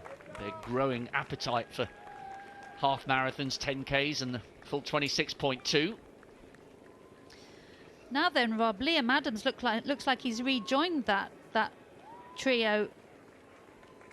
So I'm wondering if they've slowed down a little bit. I think they might have done, and he put his hand out because I think perhaps he was worried that he checked the stride of one or two of the East Africans on his left-hand side, and then Kiplangat of Uganda motioned for him to say, yeah, no problem, come through then if you fancy another go.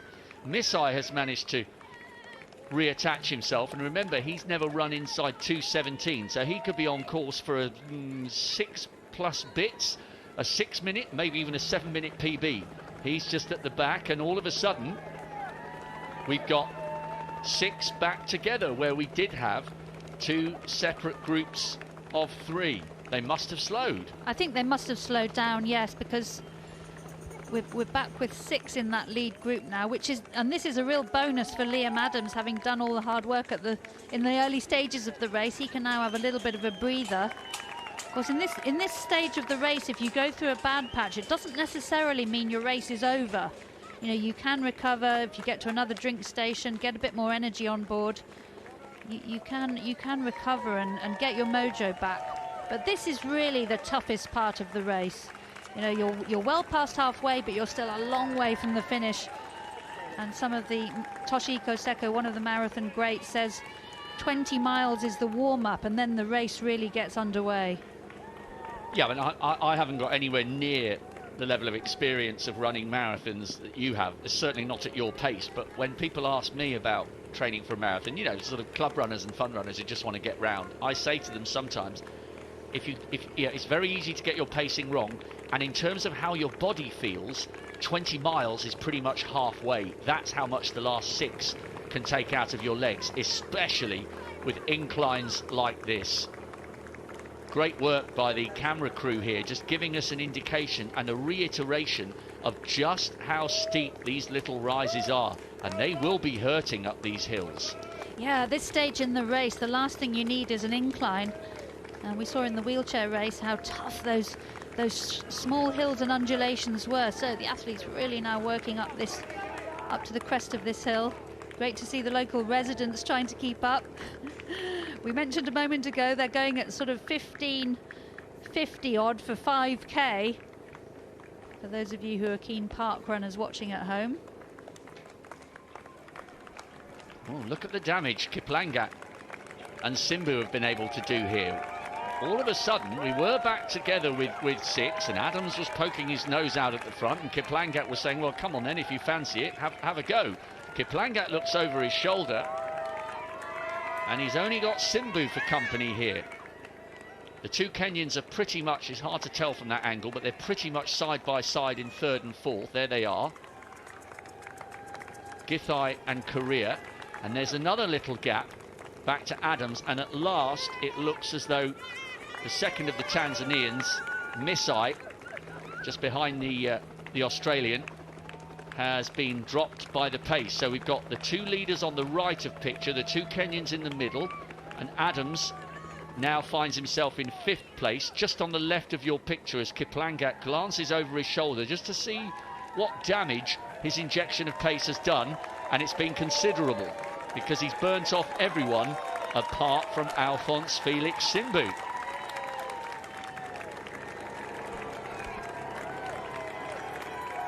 So real injection of pace now from Kiplangat. I think he's really going for it now. And we talked earlier about out of sight, out of mind. And just using that corner there, quick glance behind. So Simbu also looking very relaxed. And this is what we often see in the latter stages, Rob. Yep, 40 minutes of running left to go for the men. We have Uganda against Tanzania at the moment, with the 2 Kenyans in 3rd and 4th.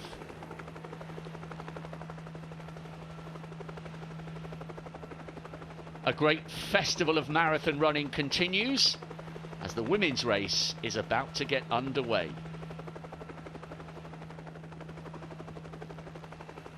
Well, we're not expecting these women to tackle the world record, but maybe the games record is under threat. We've got 1 or 2 who've gone very, very quick. The Ugandan and the Tanzanian have pulled away from everybody. Liam Adams, the long-term leader now, just now finds himself down in 5th place, and he's having to hang on now. His aspirations of a medal may well have gone. This is Misai, who's just behind him. Remember, he was running well outside his PB shape, trying to stay with that lead group. He's just behind the Australian. Here are the leading pair. Victor Kiplangat of Uganda and Alphonce Felix Simbu of Tanzania. And the Ugandan is really trying to turn the screw here on the man who stormed his way to a World Championship bronze back in Rio and was not too far, back in London, and was not too far off the podium in the last 2 Olympic marathons.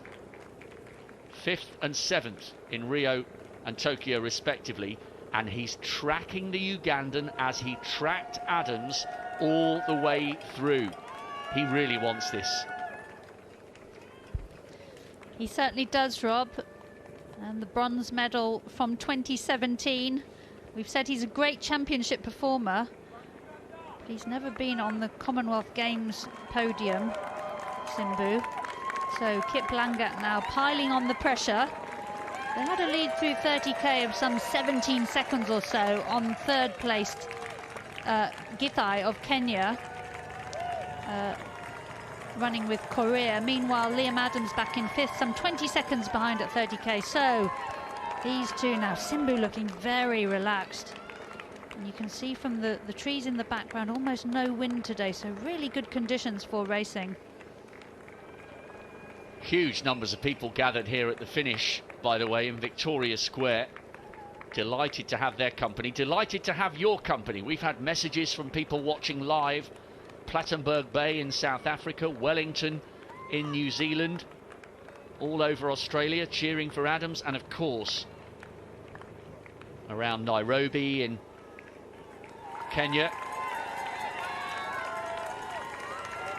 This is Githae in 3rd. They'll be cheering him in Iten, just as they're cheering in Kampala for Kiplangat and Dar es Salaam, hoping that it will be glory for Alphonce Felix. But this is good running by the late addition to the lineup. It looks like he's got away from his compatriot, Jonathan Kipleting, checking his watch.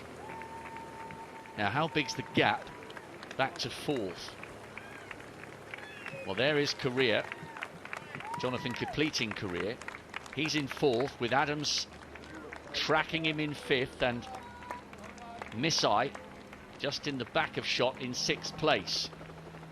This is the battle for 1st and 2nd, and Kiplangat is really going for it here, checking his watch. Simbu needs to ensure this gap does not grow any further. Presumably at this stage of a major championship marathon, Mara, you're hurting. You are trying to use all your mental powers to concentrate, to not have any let up in your rhythm. It might sound weird, that, but I think concentration is the key to running a great marathon, and it's really hard to do the more the fatigue sets in. Absolutely, yeah. I mean, when I've tried to calculate my splits in a marathon, I can do it perfectly fine in the first half, but into the second half, yeah, your mental capacity just starts to go as you run out of carbohydrate. So you really have to concentrate, and this is the sort of stage in the marathon where they can be won. You know, and Kiplangat really surging now. Simbu just taking his time. I mean, sometimes responding to these surges, it's best to not necessarily go with them if it's a really severe injection of pace, and just take your time and try and keep them within range, and just gradually close that gap, not to burn off too much energy. Uganda from Tanzania and Kenya. That's the 1, 2, 3 at the moment, as the men start to think about the long run for home. In total contrast, the women's race in the very, very, very early stages, not even 10 minutes on the board. Don't worry, you won't miss a second.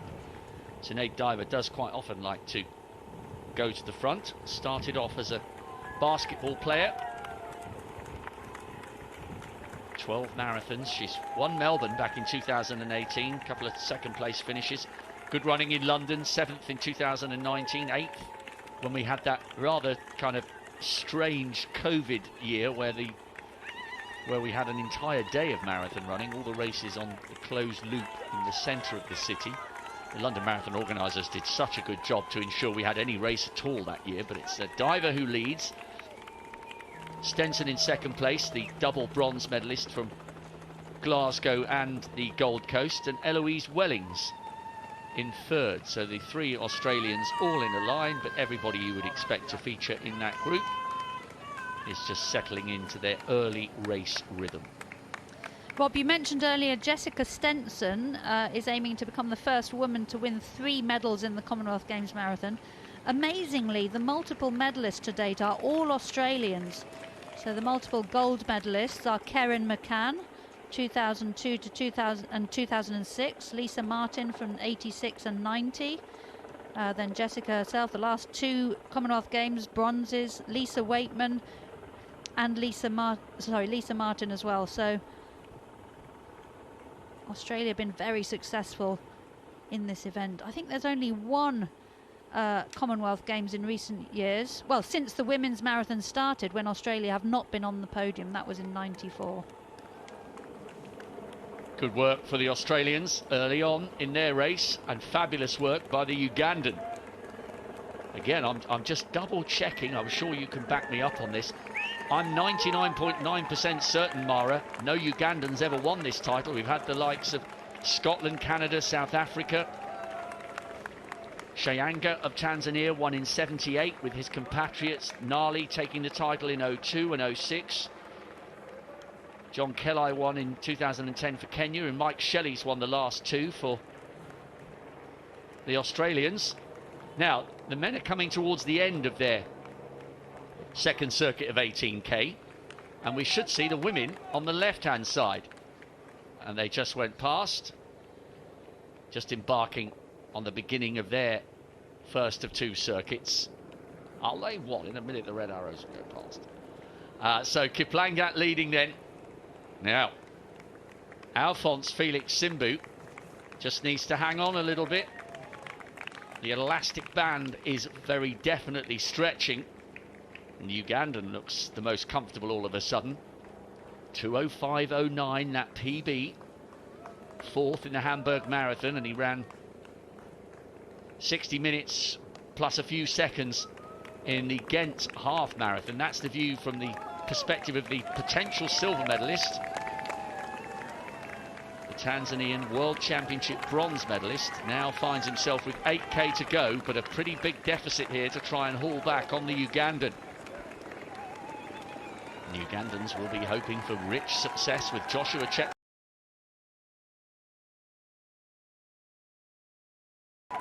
So Kipleting defended his 10,000 metre title in Oregon just a couple of weeks or so ago. We will see Cheptegei in the Alexander Stadium, but that is Alphonce Felix Simbu in second place for Tanzania in this Commonwealth Marathon at the moment. Uganda leading, and Githae, the late addition to the lineup for Kenya, he is in third place. What a good run this is by the Ugandan. Yeah, currently looking very comfortable, Rob. Just glancing at his watch there. We saw him a moment ago glancing behind. Just wondering how much of a gap he's got back to Simbu. So the men are not yet through 35k. Still a fair way to go, some 25 minutes or so.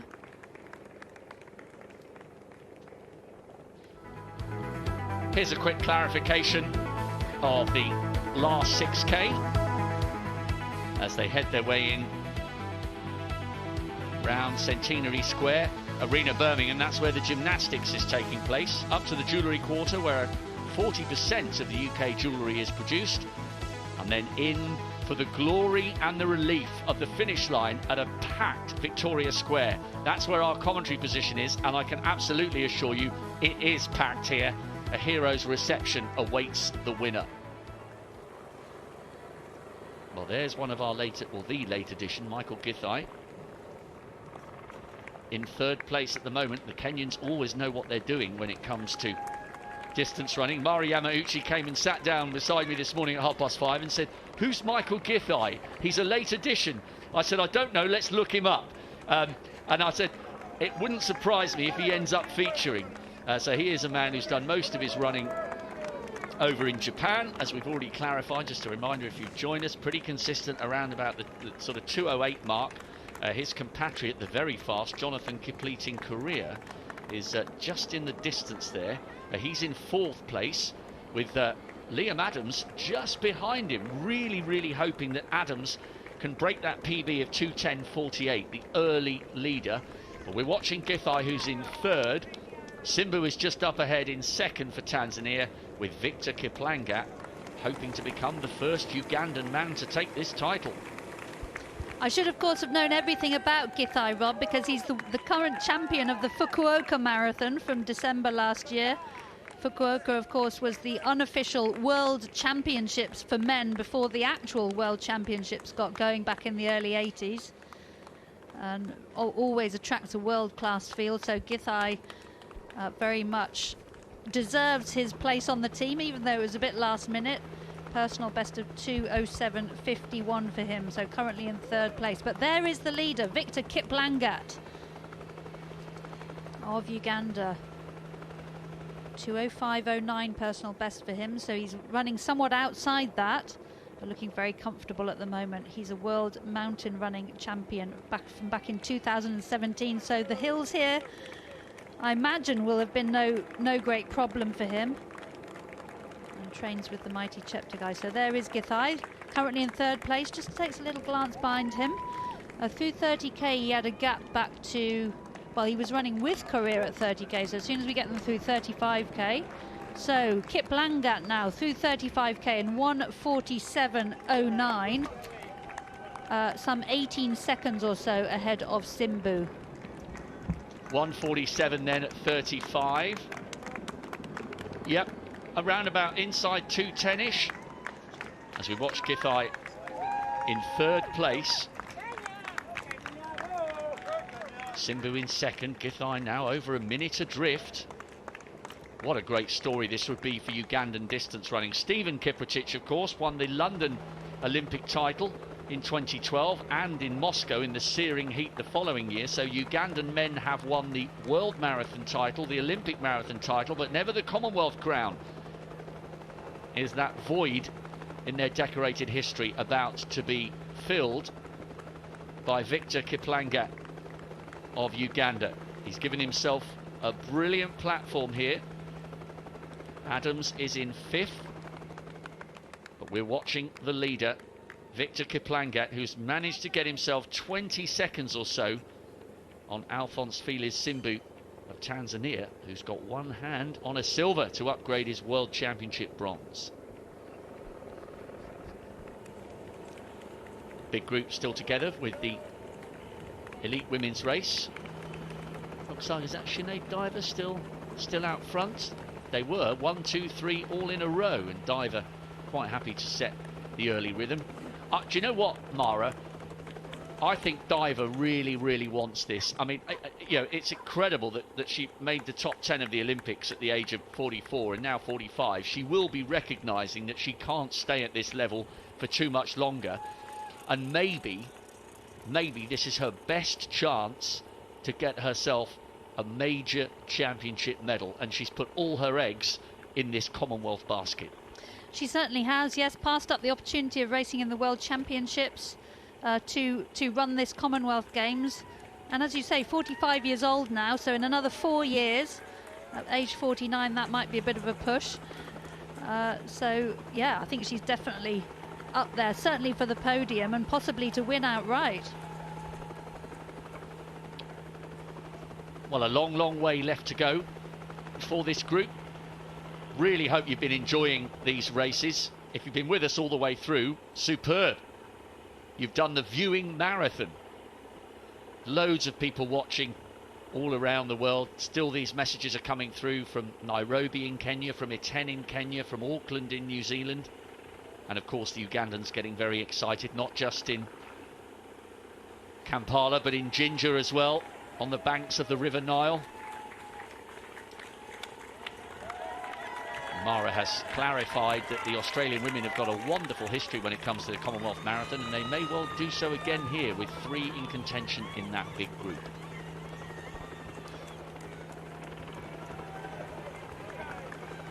Now, back to the men. Going through Gay Village into this last 6k. having done the 2 circuits of 18 kilometres. Proud host city, and they really are. The streets around our commentary position here are thronging with people. They are ready to give all of these athletes a mammoth reception. We've got a view from an elevated position of the last 250 metres, and it's 3 or 4 deep all the way along the last straight. People here in Birmingham have embraced every element of the Commonwealth Games. Some people think, Mara, that they question whether there's a place for a Commonwealth Games in the modern world. But I would argue the size of the crowds we've seen here and the effort and endeavour on the faces of the athletes tells you that the Commonwealth Games is still a very, very important part of the athletic world. And these medals will be absolutely cherished by Kiplangat and the likes of Alphonce Simbu, if indeed they hang on for gold and silver. Yes, absolutely agree, Rob. And as I was saying earlier, this is exactly the point made just yesterday by Mike Grattan, who won the bronze medal in the 1982 Brisbane Commonwealth Games. He said, you know, the standard isn't quite up there with the global championships, but it's a fantastic confidence builder. And he went on to win the London Marathon the following year, having won a fantastic bronze in the Commonwealth Games in Brisbane. So getting on the medal here could be a big stepping stone to further glory for these men. But Kiplangat, if I've done my sums right, Rob, his last 5K split was 14:24, which was way, way faster than he had been going, somewhere around 2:03 pace. Of course, they won't be finishing in 2:03, having run slower than that for the rest of the race, but he's really injected a change of pace. I mentioned about the crowds here in Victoria Square. There they are, and there he is, closing in on a moment of history for himself, his family and his country. Do you know what I wrote on my notes yesterday? I didn't write he was going to win. That would be a step too far. I just wrote quick learner. He won his first marathon in Istanbul last November, 2:10:18. And then runs in Hamburg and finishes 4th with 2:05:09, and 5 times he's broken 61 minutes for the half marathon. This guy is young in terms of his marathon career. He hasn't run many, but when he has always produced the goods, and that's what he's done here with a massive injection of pace on that last 5K to burn off everyone, including Alphonce Simbu, the World Championship bronze medalist from 5 years ago, who came here with high aspirations of the title, while silver's the next best thing, and it would be an upgrade on his 3rd place finish from London. He's still running well, but Kiplangat has already gone round that corner that Simbu is running up to, and our last split had him comfortably ahead of Githae in 3rd, so it's going to be a wonderful run by the Tanzanian. But as things stand at the moment, it won't be good enough for the gold, but he will be on the podium alongside this highly talented youngster. And do you know what I also like, Mara, about Kiplangat?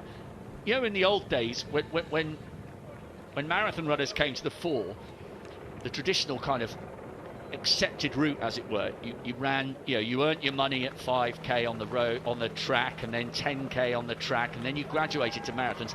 He's done that. He's finished in the top 6 in the World Juniors in 2018, but all of a sudden, instead of being a 10,000 metre runner on the track, he's leaving that to Joshua Cheptegei. He's leapt straight up to the marathons 4 years later. So he has done his learning curve on the track, but he's just done it very quickly, and he's gone straight from the junior ranks at 10,000 up to the senior ranks on the roads over 26.2.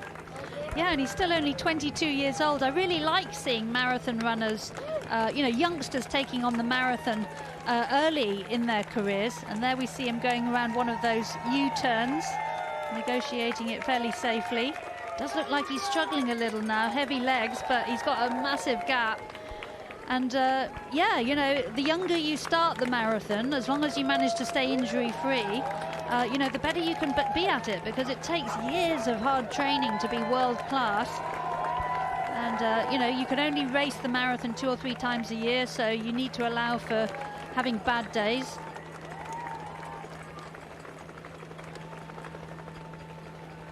So he's exiting what we call Centenary Square as Alphonce Simbu comes in.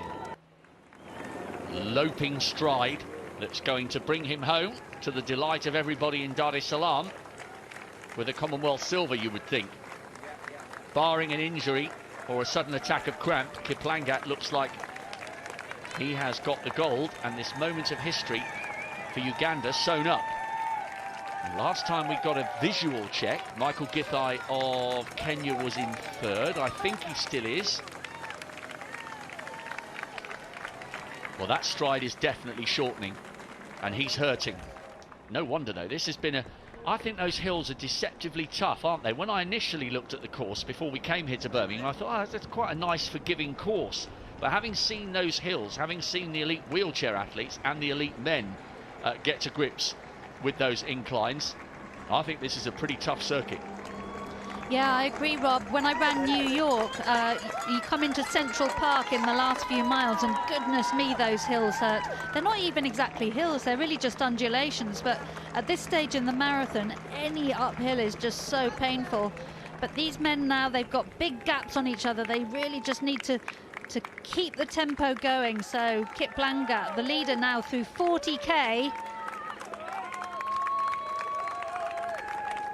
Yeah, let's give you when we get an accurate clock, let's give you an idea of his time. I mean, he has noticeably increased his pace over the last 8, 9, 10k or so, but remember they were operating at about 2:10ish for much of the race, thanks to the early pacemaking duties of Liam Adams, who at the last checkpoint was in 5th.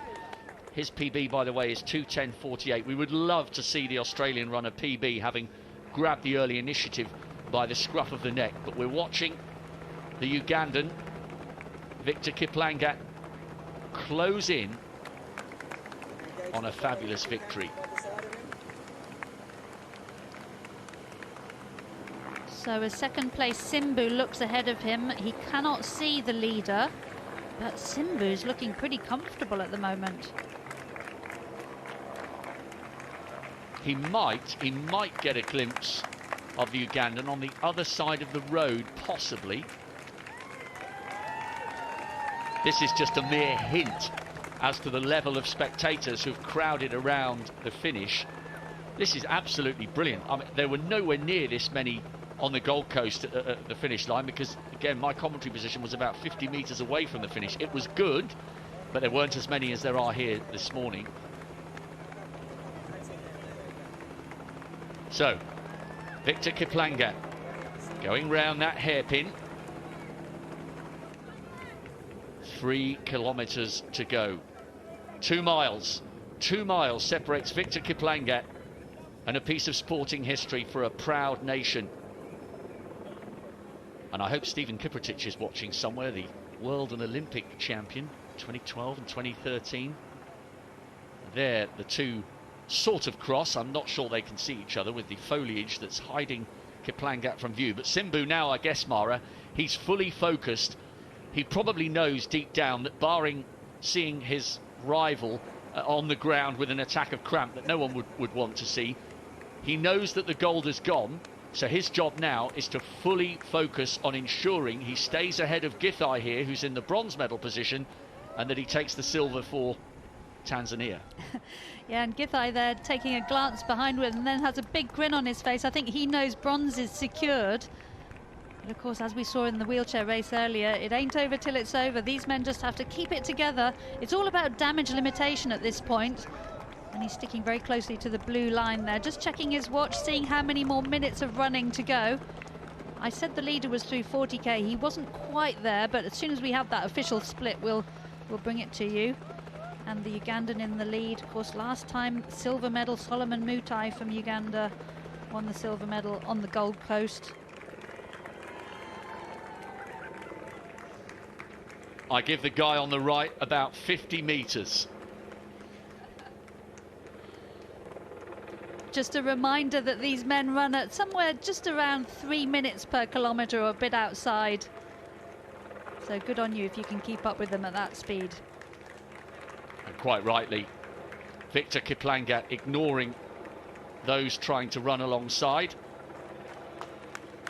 Fully focused on the last 7 or 8 minutes of running. to get this job done.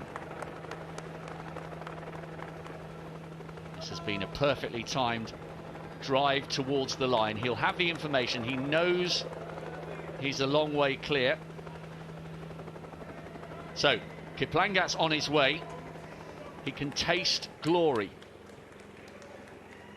Last quick reminder of the elite women before we focus on the finish of the men. Then you'll see all of the rest of the elite women's race.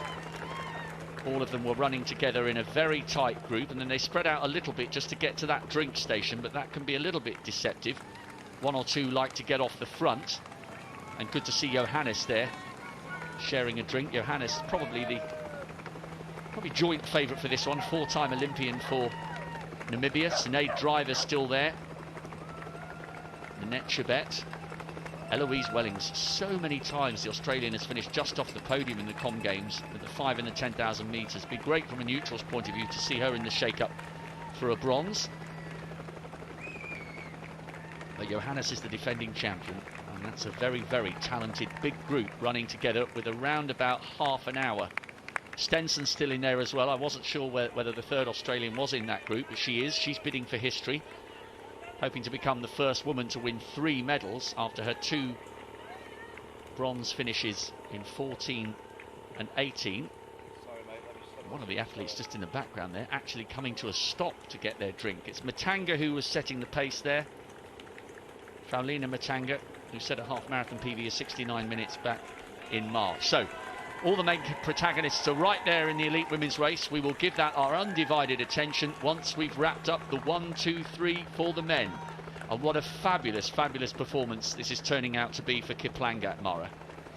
Certainly is. Through 40k now, officially 2:02.57 for the leader.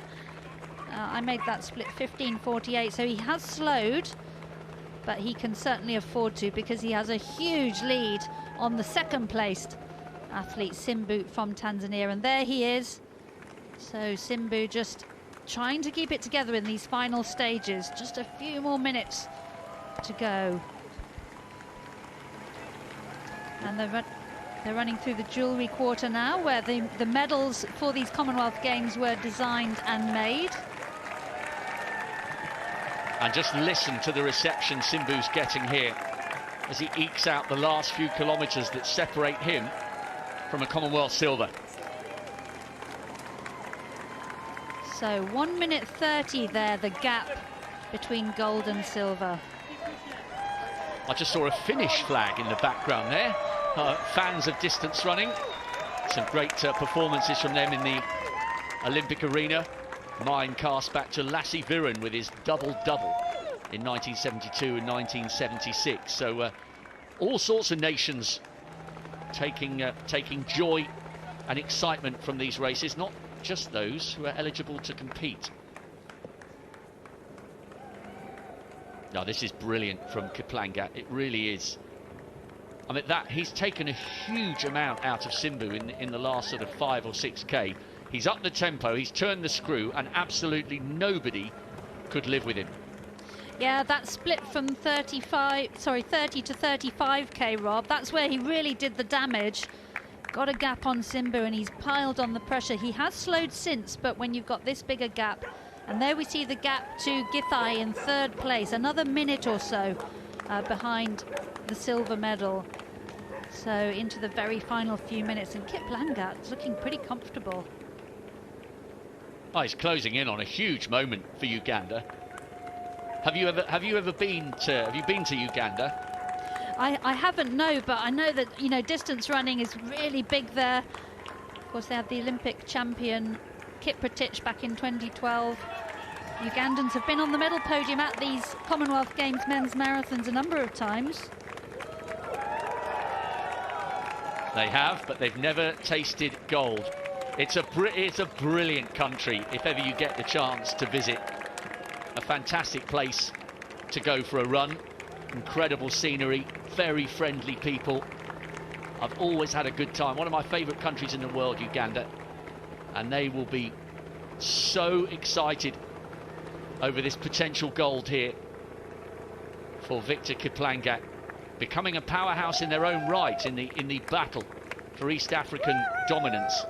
We've kind of seen it as a two-way rivalry between Kenya and Ethiopia, and although the Ugandans don't quite have the strength and depth of Kenya and Ethiopia yet, with the likes of Joshua Cheptegei and Jacob Kiplimo, Oscar Chilimo got himself on the podium for the 5,000 in Eugene. We were both there, Mara. Great performances, so medals from the Ugandan men in the 10 and the 5,000, and a gold, it looks like, here in the Commonwealth Marathon, as it looks like silver for Alphonce Simbu of Tanzania. So the Ugandans all over the country will be proud of their man, as they will be in Dar es Salaam and all across Tanzania, continuing their rich history of Commonwealth medalists, following in the footsteps of the champion Chihanga from 78 and the winner Nali in 02, and Ramadani getting a medal in 06, and Ikanga, part of that fabulous duel with Di Castella in 1982. The Tanzanians have provided fabulous athletes for the Commonwealth Marathon for decades, and it looks like Alphonce Felix Simbu is the latest in a long line. Oh, now, has he gone the wrong way there? He's just being told. He just stopped momentarily there. He was on the wrong side of the carriageway and was just told to turn round. So a little moment of drama for Kiplangat. There was an official alongside him on a bike, just helping him to make that correction. He just went on the wrong side of the carriageway, but he does have a minute and a half, and it won't cost him the title. But it just shows you, Mara, full concentration required right the way up to the finish. Yeah, absolutely, and he's back on the blue line, so he's okay now. But we've seen this before in marathon races. You know, in Boston recently, in the wheelchair race, Marcel Hug followed the lead car as it peeled off just before the finish, but Kiplangat now comfortably. Meanwhile, Liam Adams is in 4th place, some 30 seconds or so behind Githae. I'll tell you what I thought was quite lucky there was that he didn't get a sudden attack of cramp, because he came to a complete stop. And anybody who's run a marathon will tell you, as soon as you stop, your body starts doing strange things, and he's just about got the full distance in his legs. So that could have been a really, really wobbly moment there for Victor Kiplangat, but fortunately the legs held good. The official told him the mistake, and he turned around, and he is back on track once more to make history for his country. So as we approach 2 hours 10 on the clock, we're expecting to see Kiplangat come round the corner for the final turn at any moment. So many people around our commentary position. There are thousands here. It really is going to be a guard of honour, full marks to the public of Birmingham for turning out in such large numbers. You don't even see crowds this big for the end of the huge city marathons. And now at last, listen to the noise. Just take a moment to listen to this. An incredible reception beckons an incredible athlete. No Ugandan man has ever won this title. Stephen Kipleting brought glory in the marathon at the Olympics in London in 2012, and then at the World Championship the following year for Uganda. But Victor Kiplangat has run an absolutely masterful race, and he is going to make history here for a proud East African nation. All along the Ugandan roads they will be celebrating. What a moment for Uganda. What a moment for Victor Kiplangat. Their first champion in the Commonwealth Marathon, and he did it in style. He has absolutely nothing left. That was the performance of a lifetime from the 22-year-old. What a way to seal gold. Just superb. And what an ovation from the Birmingham crowd. Sensational win.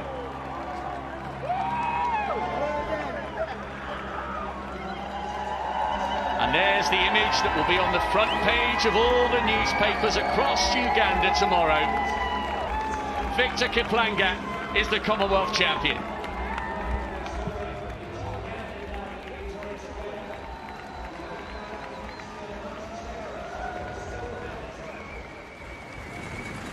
And the crowds respond once more, banging the boards at the side of the course. This is a huge number of spectators greeting the Tanzanian who's about to seal silver. A great run from Alphonce, Felix, Simbu. It was not to be the title, but the World Championship bronze medalist is going to upgrade to Commonwealth silver. And again, listen to the noise for the East African. A huge reception. Simbu is the silver medalist. A masterful race from him as well. He lived with the pace of Kiplangat for as long as he possibly could. And another East African nation on the podium. Look at Liam Adams in the distance, desperately sprinting, desperately trying to turn fourth into third.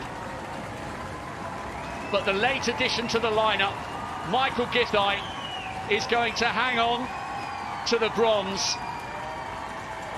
He is absolutely exhausted. He's given it everything, and he is rewarded with third place on the podium. 3 East African nations sharing gold, silver and bronze, and full credit to Liam Adams. He has run his heart out for Australia. It's not to be a medal, but he will take huge pride back to his nation. Jonathan Kipleting Korir loping his way to 5th place, just in the distance.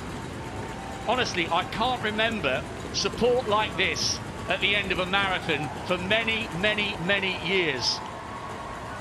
The Birmingham crowd have done a sensational job.